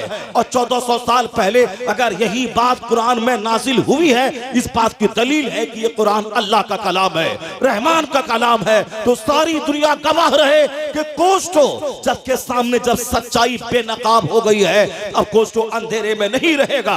कुरान हक है, अल्लाह हक है, मुस्तफा हक है, इस्लाम हक है। फ्रांस का बड़ा साइंसदान कलमा पढ़ा, मुस्तफा का गुलाम हुआ। बोल उठा ला इलाहा इल्लल्लाह मुहम्मदुर रसूलुल्लाह। बाबा नारे तकबीर, नारे रिसालत, मजहबे इस्लाम। कौन कहा कि इस्लाम मसलके खतरे आला में है? हजरत। किसने आपको बताया कि इस्लाम खतरे में है? किसने आपको सुनाया कि आने वाला दिन आपका डार्क है? किसने कहा कि आने वाले दिन में इस्लाम का नामो निशान बाकी नहीं रह जाएगा? जो इस तरह की बातें करता वह झूठा है, उसकी बात झूठी, वह शख्स झूठा। सच्ची बात यही है कि कुरान करीम में जो जो साइंस का इल्म दुनिया में बढ़ता जाएगा, तू कुरान करीम के मानने वालों की तादाद में इजाफा होता चला जाएगा। लोग तवहुमात को छोड़कर सच्चाई की तरफ लौटेंगे और जैसे जैसे कोष्ठों जैसे वैज्ञानिक दुनिया में पैदा होते जाएंगे, वैसे वैसे ही इस्लाम के मानने वालों की तादाद में इजाफा होता जाएगा। तो कुरान करीम का तेवर बताता है कि आने वाला मुस्तकबिल तुम्हारा है, आने वाला वक्त तुम्हारा है। तुम पढ़ा इल्म हासिल कर। तुमने ही दुनिया वालों को बताया है कि इल्म आदमी को ताकतवर बना देता है, इल्म आदमी को रोशनी देता है, इल्म बेहतरीन हथियार है, इल्म तन्हाई का दोस्त है, इल्म दुश्मनों के लिए शानदार हथियार है, या इल्म हथियार भी है, इल्म दोस्तों के बीच की जीनत भी है, इल्म ताकत भी है। आज चाइना बोलता है कि knowledge is power, knowledge is light. China से पूछा जाए दुनिया की सारी मंडियों पे तेरा माल क्यों छा गया, वह बोलेगा knowledge, knowledge is power, knowledge is light. इल्म ताकत है, इल्म रोशनी है। अमेरिका से कहा जाए कि आज से 2000 साल पहले तुम्हारा नामो निशान तक नहीं था। 1495 में कोलंबस ने पता लगाया अमेरिका नाम का एक मुल्क मौजूद है। ये 500 साल के अंदर में इतना जबरदस्त इनकलाब उस मुल्क में कैसे आ गया? आज सारी दुनिया साइंस दानी के लिए अमेरिका के सामने दरियागिरी करती नजर आ रही है। आखिर उसने अपने आप को इतना बुलंद कैसे कर लिया? जवाब मिलेगा, knowledge is light, knowledge is power. शिक्षा शक्ति का नाम है, शिक्षा प्रकाश का नाम है। हिंदुस्तान में आज से 1000 साल पहले की जहालत का यह आलम था कि अगर कोई पत्नी मर जाए तो पति मर जाए, उसी की चिता पे जला के पत्नी को मार दिया जाता था। वो एक भी इंजीनियरिंग कॉलेज नहीं था, मेडिकल कॉलेज नहीं था, कोई यूनिवर्सिटी नहीं थी। एक यूनिवर्सिटी थी नालंदा यूनिवर्सिटी। वह यूनिवर्सिटी भी सिर्फ एक धार्मिक शिक्षा की यूनिवर्सिटी थी, जहां विज्ञान नाम की कोई चीज नहीं थी। 1400 साल पहले इस्लाम ने जो कुछ दिया है उसका अंदाजा इसी से आप लगा लें। आज हिंदुस्तान में सैकड़ों नहीं लाखों इंजीनियर, हाई क्वालिटी के इंजीनियर, अमेरिका में बड़ा से बड़ा इंजीनियर हिंदुस्तान का दिया हुआ, गल्फ कंट्रीज में बड़े से बड़े डॉक्टर, बड़े से बड़े इंजीनियर हिंदुस्तान के दिए हुए। हिंदुस्तान के इंजीनियर को बड़ी कदर की निगाह से आज देखा जाता है। खास करके साउथ इंडिया के इंजीनियर, हम लोग नॉर्थ में आते हैं, उत्तर प्रदेश, बिहार और बंगाल के लोग, हमारे यहाँ के बच्चे वहां पढ़ने जाते हैं। हमारे यहाँ स्कूल खोलना चाहिए, हमारे यहाँ मदरसों में स्कूल की शिक्षा होनी चाहिए, हमारे यहाँ स्कूल में मदरसों की शिक्षा होनी चाहिए। जो बच्चे स्कूल में पढ़ते हैं उसे नहाने का सलीका नहीं है, उसे कुरान पढ़ना नहीं आता है, उसे सुबहान रब्बियल आला कहना नहीं आता है, उसे हाथ नमाज में कैसे बांधे ये नहीं आता है। तो हमारा 98% बच्चा मुसलमान का जो स्कूल कॉलेज में पढ़ता है उसके ताल्लुक से कोई नेता नहीं बोलता है। हमारे 98% बच्चे जो स्कूल में पढ़ रहे हैं, जिसे नमाज का फर्ज मालूम नहीं है, वजू का तरीका मालूम नहीं है, जो इंजीनियर डॉक्टर डीएम बन जाए, डीएम बनने के बाद कुरान सही से पढ़ना नहीं आता है, एमबीबीएस डॉक्टर बन जाए उसे कुरान पढ़ना नहीं आता है। इन बच्चों के मुस्तकबिल की फिक्र किसको है? कैसे स्कूल में अपना स्कूल खुले, अपना स्कूल रहे? आज निकाह हिजाब और निकाब के नाम पे गैरों ने धमाल मचाया है। क्यों नहीं हमारे जमींदार गौर करते, वह स्कूल खोले हमारी माँ बहन बेटियों के पढ़ने के लिए, ताकि हम अपना यूनिफॉर्म वहां जारी करें, हमारी बच्चियां हमारे स्कूल में पढ़ें, एक मजहबी माहौल में इंजीनियर बने, मजहबी माहौल में डॉक्टर बने। हम दूसरों के मोहताज हैं, वह मेरी बेटियों की इज्जत से खेला जाता है, वह हमारे लिबास के खिलाफ तहरीक छेड़ी जाती है। क्यों नहीं हिंदुस्तान के अरबपति खरबपति मुसलमान वो औरतों के लिए मेडिकल कॉलेज खोलें, इंजीनियरिंग कॉलेज खोलें और वहां दीन का एक चैप्टर दाखिल कर दें। हमारे बच्चे जो क्रिश्चियनों के स्कूल में पढ़ते हैं, मैं वहां दबाव बनाऊं कि तुम्हारी किताब और 9 किताब तुम्हारी चलेगी और एक किताब इस्लामिक चलाओ, ताकि मेरे बच्चे डॉक्टर बनने के बाद काफिर ना बन जाए, मेरे बच्चे मुसलमान बन के रहें। इस्लाम उनकी कोई किसी को फिक्र नहीं है और सबको फिक्र है मदरसे के बच्चों की। मदरसे में सिर्फ 2% बच्चा मुसलमान का पढ़ता है। उन 2% बच्चों में यहाँ हाफिज बनते हैं, आलिम बनते हैं और सारे लोगों के पेट में दर्द हो रहा है। यहाँ कंप्यूटर शुरू किया जाए, यहाँ अंग्रेजी की तालीम शुरू हो जाए और यहाँ के जितने हाफिज मौलाना मौलवी हैं सब कंप्यूटर सीख लें, सब अंग्रेजी सीखें। बहुत अच्छी बात है, कंप्यूटर सीखें ताकि मस्जिद में फ्री नमाज पढ़ाएं और कंप्यूटर चला करके 50,000 रुपये माहाना कमाएं, ताकि कोई नमाजी धमकी ना दे कि मैं तुझको निकाल दूंगा। आप फ्री नमाज पढ़ाएं, हक बोले, टंकी की चोट पे बोले। मतवली अगर शराबी है उसके खिलाफ किताब करें। सिक्योरिटी अगर मस्जिद का गलत इस्तेमाल कर रहा है, मस्जिद की प्रॉपर्टी का, अब उसके खिलाफ बोले। खिलाफ हक वहां नहीं बोलता है बंदा जहां रोजी रोटी वाबस्ता हो जाती है। आदमी डर से नहीं बोलता है, नौकरी छूटेगी मैं क्या खाऊंगा, बच्चों को स्कूल में कैसे पढ़ाऊंगा, इसीलिए वह जानने के बाद भी आंख बंद करके वो रहता है, हक नहीं बोलता है। अगर आपने कंप्यूटर सीख लिया, अगर आपने अंग्रेजी सीख ली, अगर आपने स्कूल में नौकरी कर लिया, मस्जिद में फ्री नमाज पढ़ाने लगे, तो कोई आपको हक बोलने से रोक नहीं पाएगा, क्योंकि आपकी रोजी मस्जिद से नहीं जुड़ी हुई है, आपकी रोजी स्कूल से जुड़ी हुई है। ये तो बिल्कुल सच है कि आलिम दीन को अंग्रेजी सीखना चाहिए। अल्हम्दुलिल्लाह मैंने भी मदरसे में पढ़कर मैट्रिक में पूरे स्कूल में सबसे टॉप नंबर मैंने लाया। मैंने इंटरमीडिएट किया, मैंने ग्रेजुएशन किया, दाढ़ी और पगड़ी और शेरवानी के साथ। मैंने अंग्रेजी लिटरेचर में मैंने एमए किया। मदरसे में पढ़ने के बाद मदरसे में भी पढ़ता था और इसको कॉलेज में एग्जाम भी देता था, वहां की तैयारी भी करता था। जब मदरसे में पढ़ने के बाद एक बंदा अंग्रेजी लिटरेचर में एमए कर सकता है, पीएचडी की डिग्री हासिल कर सकता है, तो क्यों नहीं आप मदरसे में पढ़ने के बाद कंप्यूटर सीख सकते हैं, अंग्रेजी सीख सकते हैं। अंग्रेजी जबान आए तो ट्रांसलेटर बनकर, अंग्रेजी जबान में कई सेल्समैन बनकर आप 5 घंटे टाइम दें, वहां से पैसे कमाएं, मस्जिद में रहें, वहां से भी तनख्वाह आप ले लें, दोनों मिलकर 50,000 रुपए आसानी से कमा सकते हैं। लेकिन हमारे मौलवी भाई भी वो एक तो मेहनत नहीं करते, अगर इमामत मिल गई तो बस उसी पे सिर्फ खाना और सोना है और कोई दूसरा स्ट्रगल जद्दोजहद नहीं कर रहा है। इल्म तो मरते दम तक हासिल करना चाहिए, इल्म तो माँ की गोद से लेकर कब्र की गोद तक पढ़ना चाहिए। यही फर्क है अमेरिकी और हिंदुस्तानी कौम में। अमेरिका का 80 साल का बूढ़ा भी बगैर किताब पढ़े नहीं सोता है, और हमारे लोग पढ़ने लिखने के बाद भी बगैर किताब के मोबाइल चलाने से फुर्सत नहीं है। रोजाना पढ़ते रहें, इल्म हासिल करते रहें। इल्म एक ताकत है, इल्म एक नूर है, आदमी को ताकतवर इल्म बनाता है। तो मदरसे में हमारे लोग पढ़ाएं ये अलग मैटर है, मगर जहां तक रोजी रोटी का सवाल है, अल्हम्दुलिल्लाह अंग्रेज इंजीनियर और डॉक्टर से अच्छा ये खाते हैं, इंजीनियर डॉक्टर से अच्छा ये रहते हैं। इनके बारे में ज्यादा चिंता मत करें। अल्लाह रब्बुल इज्जत ने इनसे दीन का काम लिया है तो अल्लाह ने इनकी रोजी में बरकतें अता कर दी है। इनके 10,000 में वो बरकतें हैं, इनका चेहरा गुलाब की तरह खिला रहता है। इनके कमरे में दाखिल है, कहीं कस्तूरी है, कहीं मुश्क है, चारों तरफ किताबें किताबें हैं, हर तरफ एक गुलाब की तरह महक आती है। जब जुमा के दिन हाथ में असा लेकर सर पे अमामा बांधकर मस्जिद में खिताब करते हैं, ऐसा लगता है जैसे कोई बादशाह है जो कौम को खिताब कर रहा है, जैसे कोई कमांडर इन चीफ है जो अपनी रियाया को ललकार रहा है। उस वक्त बैरिस्टर नीचे होते हैं, लायर नीचे होते हैं, और मिंबर पर एक गरीब आलिम दीन होता है जो सारी कौम को ललकारता है। तो इसकी जिंदगी आम लोगों से ज्यादा अच्छे से गुजर रही है। इनके बारे में ज्यादा फिक्र मत करें। हमारी कौम इन्हें तनख्वाह भी देती है, शानदार खाना दामाद की तरह रोजाना खिलाती है, ये आराम से खाते पीते हैं। एक भी मौलवी नहीं मिलेगा जो भूखा मर गया। वो व्हाट्सएप की बातें अलग होती हैं और हकीकत की दुनिया की बातें अलग होती हैं। मौलवी चंदा के बारे में कभी एहतजाज नहीं करता, जो इसे मिल रहा है सब्र और क़नाअत ने इसको बादशाह बना दिया है। ये तो आराम से रहते हैं। चलो दुनिया नहीं मिली, कम से कम जन्नत तो हाथ में है। नमाज़े पंजगाना बाजमात ये मस्जिद में पढ़ रहे हैं, मरते दम तक पढ़ते रहते हैं। यह सबसे बड़ी इबादत है। नमाज छोड़ के 50 करोड़ कमाना एक तरफ, नमाज के साथ 50,000 कमाना एक तरफ। ये नमाज के साथ मस्जिदों से वाबस्ता रह के दुनिया नहीं मिली, मगर जन्नत तो इनके हाथ में है। अगर दुनिया मिल भी गई, सोने का मकान मिल भी गया, फिर भी तो छोड़ के जाना है। इसके बारे में ज्यादा चिंता मत करें, चिंता उसके बारे में करें जहां 98% बच्चे हमारे स्कूल में पढ़ते हैं, जिन बच्चों को वजू का तरीका नहीं आता, जिन बच्चों को अत्तहियात और दुरूद पढ़ना नहीं आता, जिन बच्चों को दरूद इब्राहिमी नहीं आता, जिन बच्चों को सूरह फातिहा पढ़ना नहीं आता, उन 98% बच्चों के बारे में तहरीक कोई नहीं उठाता। यह तहरीक इसी स्टेज से जाता है कि मदरसे में अंग्रेजी कंप्यूटर नाफिज हो।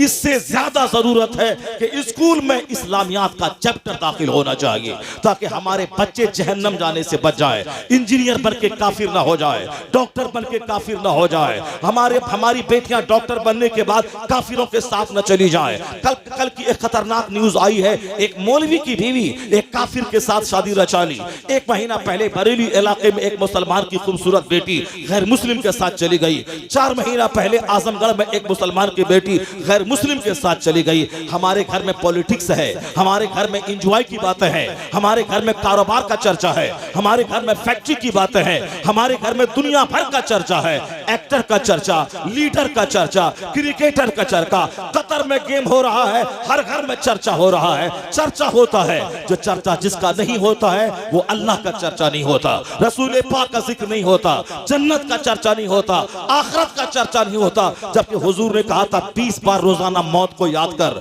ताकि अपने घर पे भी तू क्यों ना मर जाए, अल्लाह तुम्हें शहादत का मर्तबा अता फरमाएगा। मौत को याद करने का मतलब इस दुनिया को टेम्पररी एबोर्ड समझना, आरजी ठिकाना समझना, दायमी ठिकाना आखिरत है, जहां का एक दिन 50,000 साल के बराबर है। हम अपने बच्चों की घुट्टी में आखिरत की बात नहीं बताए, इसीलिए वह दुनिया की जवानी की रंगीनी की खातिर काफिरों के साथ भाग गई। इसका जिम्मेदार वह बाप है जिसने अपनी बेटी को 10th का दरवाजा दिखलाया, 11th का दरवाजा दिखलाया, ग्रेजुएशन का दरवाजा दिखलाया, मगर दीन का दरवाजा नहीं दिखलाया, कुरान हदीस का दरवाजा नहीं दिखलाया, उसे जन्नत और आखिरत की बात नहीं बताई। आज अगर वह लड़की उजड़ गई, 100% कसूर उस बाप का है जिसने अपनी बेटी की तरबियत करने में नाकाम रहा। दूसरों के सामने दीन की बातें हैं, अपनी बीवी को कभी फोन से दीन नहीं सिखलाना, अल्लाह का डर नहीं दाखिल करना, अपने घर में बाल बच्चों के साथ रहकर कभी वहां बाल अपने नेक लोगों का चर्चा नहीं करना। अब अगर बच्चे उजड़ जाए, पीर साहब हैं दूसरों के नजराने पे पल रहे हैं, बेटा दाढ़ी मूंड कर इंजीनियर बन रहा है, साहब पैंट शर्ट पहन के खड़े खड़े पेशाब कर रहा है, वो साहब काफिरों की बोली बोल रहा है, दिन रात कंप्यूटर पे गंदी फिल्मों में लगा हुआ है। आपने दूसरों को समझाया, दूसरों को पीरी मुरीदी के नाम पे पैसे आपने कलेक्शन किया, अपने बेटों को 1 घंटा बैठा के कभी आप नहीं समझाया। अपने बेटों को टाइम देना होगा, अपनी बीवी को टाइम देना होगा, फोन से बात करना होगा अपने बाल बच्चों को। वो तो हमारे मुर्शिद बरहक ताजुश शरिया थे, अमेरिका में भी रहते थे, वहां से अपने घर वालों से फोन से राब्ते में नमाज पढ़ी कि नहीं पढ़ी, फजर के लिए घर में सारे लोग उठे कि नहीं उठे, बिहार के देहात में रहते थे, वहां से तरबियत करते थे। नतीजे में रिजल्ट यह निकला कि आज वह जाने के बाद लोग कहते थे बरेली में क्या बचा, बरेली में क्या रहा, वहां तो चादर बेचने वाला, अब वहां तो फूल बेचने वाला अजमेर के मुजाविर की तरफ पैदा होगा। और अल्हम्दुलिल्लाह नहीं देखा लोगों ने, आला हजरत जाते जाते मुफ्ती आजम हिंद को अपनी यादगार छोड़ के गए, मुफ्ती आजम हिंद जाते जाते अपना जानशी हुजूर ताजुश शरिया को छोड़ के गए, ताजुश शरिया जाते जाते अपना नाइब अपना जानशी हुजूर कायदे मिल्लत अज़्ज़त रज़ा को छोड़ के दुनिया से चले गए। आज जब वो खत्म बुखारी करवाते हैं, आज जब वो खिताब करते हैं, आज जब वो दीनी महफिलों में उलमा का क्लास लेते हैं, तो ऐसा लगता है कि जो शेर का बच्चा शेर होता है, लोग दरसगाहों में 25 साल पढ़ने के बाद उतना कुछ नहीं सीख सकते जितना ताजुश शरिया ने 2-4 साल अपने साथ रखकर आंखों से आंखें मिलाकर अपने बेटे के सीने को इल्म के आमाजगाह बना दिया। नारे तकबीर, नारे रिसालत, चादरें वहां बेची जाती है, चादरें वहां बेची जाती है जहां इल्म नहीं होता, फूल वहां बेचा जाता जहां इल्म नहीं होता, लेकिन जहां इल्म होता वहां चादर नहीं बेची जाती है, वहां फूल नहीं बेचा जाता है। इल्म का जादू सबके सर चढ़ के बोलता है। आज की तारीख में बरेली शरीफ की धमक जो सारी दुनिया में है, वह इल्म की वजह से है, वह तकवा की वजह से है, वह इश्क रिसालत की वजह से है। अजमेर का मुजाहिल मुजाविर वह फूल बेच के चाहता है कि अहमद रजा से मुकाबला कर ले, वो चाहता है कि फूल और चादर बेचकर वो इज्जत हम हासिल कर लें। गरीब नवाज बड़े हैं, लेकिन वहां का मुजाविर बड़ा नहीं है, जो नमाजें छोड़ता है, जो रमजान के दिन में रोजा नहीं रखता है, जो शराब पीता है, वो मुजाविर की वजह से अजमेर नहीं जाते। हम तो गरीब नवाज की वजह से अजमेर मोहल्ला जाते हैं, उन शराबियों की वजह से नहीं जाते जो रमजान के दिन में चरस और अफीम खाता पीता हो। ये चला है रजा से आंख मिलाने। आला हजरत ने जो इस्लाम जो मुसलमानों की रहनुमाई की है, जो 1000 किताबें लिखकर जो दीन पे होने वाले हमलों का जवाब दिया है, आज उसी का असर है कि जो दीन का काम करेगा वह रहे अहमद रजा नाम का पठान, अल्लाह उसे सौदागरान से उठा के पूरी दुनिया में जो इज्जतों से नवाजा है, उसका हाल इसी से पता लगा ले। अमेरिका में रजा के नाम पे मदरसों का नाम, अमेरिका में लाखों हजारों आदमी के नाम के साथ लफ्ज़ रजा, हिंदुस्तान में करोड़ों आदमी अपने नाम के साथ लफ्ज़ रजा लगाए हुआ है। समर रजा, एहसन रजा, अख्तर रजा, इकबाल रजा, नासिर रजा, रजा अकेला था, मगर जब उन्होंने दीन के हमलों का जवाब दिया है, 1000 किताबें लिखकर दुश्मनों के ताबूत में आखिरी कील ठोक दी है, मुसलमानों के ईमान की हिफाजत की है, तो अहमद रजा का चर्चा आज नाम के साथ, मस्जिदों का नाम रजा जामा मस्जिद, मदरसों का नाम मदरसा रजविया, खानका का नाम खानका रजविया, हिंदुस्तान से बाहर अमेरिका की यूनिवर्सिटी में रजा पे रिसर्च, ऑक्सफोर्ड में रजा पे रिसर्च, बर्कली में रजा पे रिसर्च, कैम्ब्रिज में रजा पे रिसर्च, हिंदुस्तान में 1 दर्जन से ज्यादा यूनिवर्सिटियों में उन पे थीसिस लिखकर डॉक्टरेट की डिग्री हासिल की जा रही है। ऐसा माहौल लग रहा है कि वादी रजा की कोहे हिमालय रजा का है, जिसम तो देखिए वो इलाका रजा का है। जिन लोगों ने दुश्मनी की आला हजरत से, उनका चिराग बुझ गया, जिन लोगों ने दुश्मनी की उनका चिराग बुझ गया, उनकी इज्जत खत्म हो गई, वो हमारे स्तर पे बैठते थे, वो हमारे पांव की ठोकरों में रहने लगे। बरेली मेरा मरकज है, वहाँ के फतवे की धमक, वहाँ की तहकीक की धमक इस तरह है कि कोई फतवा आलमगीर नहीं होता जब तक कि बरेली शरीफ की मोहर नहीं लग जाए। ये धमक है, बरेली शरीफ ने दीन की खिदमत की है, इसलिए अल्लाह ने उसे इज्जतों से नवाजा है। जिन लोगों ने उनसे दुश्मनी की, उनका चिराग गुल हो गया, उनकी खानकाहों की अजमत मिट गई, उनका नामो निशान मिट गया। जो नजराने लेगा, एसी रूम में रहेगा, खाएगा तो ऊंचा करेगा, जिसके मुंह में जबान ना हो, जिसके हाथ में कलम ना हो, वो क्या तजुद शरिया से मुकाबला कर पाएगा। जिन्होंने दर्स बुखारी दे की खिदमत की, जिन्होंने 100 के करीब किताबें लिखकर दिन की खिदमत की, जिन्होंने अपने दौर की फितनों का करारा जवाब दिया, खिताब के जरिया, मुरीदों के जरिया, तसनीफ के जरिया, जो मसले के हक की हिफाजत की है, उसका मुकाबला ये फूल बेचने वाला क्या कर पाएगा। हर सारे दुश्मन रजा के वह जलकर राख हो गए, नामो निशान मिट गया, लेकिन जो रजा से वाबस्ता हुआ वह नेक नाम हो गया। चलने उनसे जितने लोग चले सबका चिराग बुझ गया, सबका चिराग गुल हो गया, सबकी मिट्टी पलीद हो गई, सबकी इज्जत मिट्टी में मिल गई, सब उनसे चलने वालों के गुल हो गए चिराग। अहमद रजा की शम्मा फरोजा है आज भी, उसी का दबदबा हर तरफ है। इल्म की वजह से कमजोर ताकतवर हो जाता है, इल्म की वजह से दिलों पे हुकूमत की जाती है, इल्म की वजह से आज आदमी नेकनाम हो जाता है। आला हजरत को उनके इल्म ने आज 100 साल हो गए उनके विसाल के, उसके बावजूद उनके इल्म ने उनको जिंदा रखा है, उनके तकवा ने उनको जिंदा रखा है। हिंदुस्तान में अलग अलग फैमिलीज के लोग रहते हैं, कोई पॉलिटिक्स के लिए मशहूर है, कोई बिजनेस के लिए मशहूर है, मगर रजा की फैमिली इश्क रिसालत के लिए मशहूर है। रजा की फैमिली इश्क रिसालत के लिए मशहूर है। जो रजा से दूर हुआ, मुमकिन है कि वो राफिजियत से करीब हो जाए, मुमकिन है कि खारजियत से करीब हो जाए, मगर जो रजा से ज्यादा अटैच रहा, उनकी किताब पढ़ता रहा, उनका नाम लेता रहा, उनको अपना रहनुमा समझता रहा, उनको दौलत तो नहीं मिलेगी दुनिया की, अलबत्ता सबसे बड़ी दौलत जो ईमान की दौलत है, वह दौलत उसके साथ रहेगी। और अगर ये दौलत रही तो उससे बड़ा धनवान कोई नहीं है, उससे बड़ा मालदार कोई नहीं है। मुरादाबाद के गरीब मुसलमानों, तुम पीतल की फैक्ट्री में काम करके 10,000 रुपए महाना कमाते हो, कभी मत समझना कि मैं गरीब हूँ। नमाज़े पंजगाना पाबंदी से पढ़ते रहना, रोजाना अपने घर में 10 मिनट के लिए सही कुरान पाक की तिलावत करते रहना, आलिमों से सच्ची मोहब्बत करना और मदरसों से आना जाना बरकरार रखना, मुस्तफा के मेहमानों की खिदमत करना, आलिमों से सच्ची दोस्ती करना, अपना ईमान बचाना, तू सबसे बड़ा धनवान होगा। इस मिसाल से समझ ले, अगर मुकेश अंबानी की बीवी 100 करोड़ की कार लेकर तेरे पास आ जाए और बोले तू मेरे घर में एक चांदी सोने का बुत है, उसको सजदा कर, या 100 करोड़ की कार मैं तुझको दे दूंगी, मुझे यकीन है कि पीतल बनाकर 10,000 महाना कमाने वाला वो यही जवाब देगा, मैं तुम्हारी कार पे थूक दूंगा मगर ईमान का सौदा नहीं करूंगा, ईमान का सौदा नहीं करूंगा। तो जो दौलत अल्लाह ने आपको दी है वह खरबों के घर से बड़ी दौलत है, जो दौलत अल्लाह ने दी है वह खरबों की कार से बड़ी दौलत है, जो दौलत अल्लाह ने दी है वह सोने चांदी के मकान से बड़ी दौलत है। इस दौलत की हिफाजत रहे, यह दौलत मरते दम तक साथ रहे, वरना बहुत सारे लोग हैं मुसलमान थे पहले, मरते वक्त मुसलमान नहीं रहे, मरते वक्त ईमान चला गया। इसे उस दौलत की हिफाजत करने के लिए, दौलत की हिफाजत कैसे होगी, कैसे कहां से वो दौलत लूटने से बचेगी, उससे रिश्ता मजबूत करना होगा। आलिम दीन के पास बैठेंगे तो फुटबॉल की बात नहीं करता है, वह क्रिकेट की बात नहीं करता है, वह फिल्म की बात नहीं करता है। आलिम के पास जब भी बैठते हैं वो कुरान की बात करता है, वो हदीस की बात करता है, कुरान पाक की रोशनी में हमें जन्नत का रास्ता दिखलाता है। इसलिए आलिम से दुश्मनी आदमी को तबाह बर्बाद कर डालेगी और आलिम की दोस्ती आदमी के ईमान की हिफाजत की जिम्मेदारी अदा कर देगी।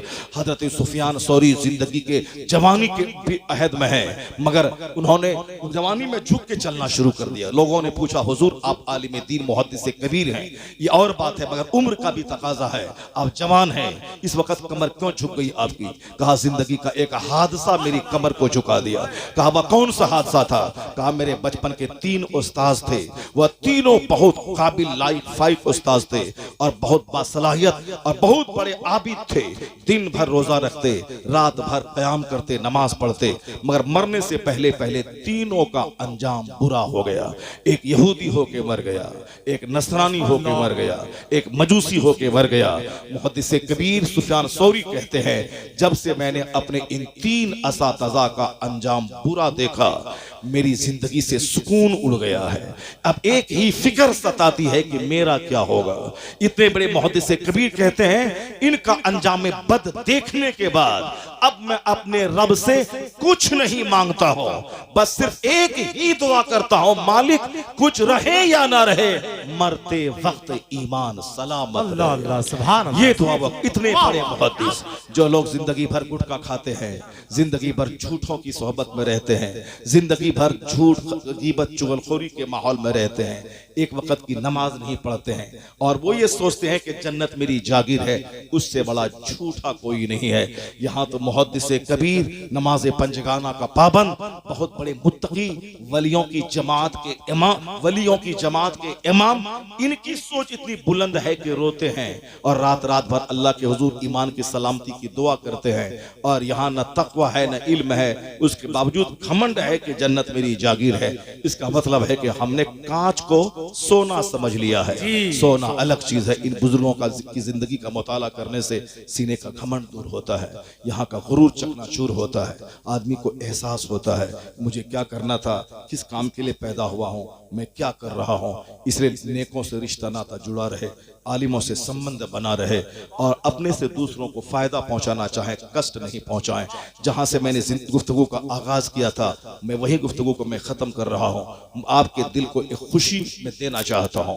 वो खुशी यही कि आज सारे लोग कहते हैं कि इस्लाम का मुस्तकबिल खतरे में है, मगर मेरा खुदा कहता है हुवल्लज़ी अरसला रसूलहु बिल हुदा व दीनिल हक। वो अल्लाह है जिसने अपने रसूल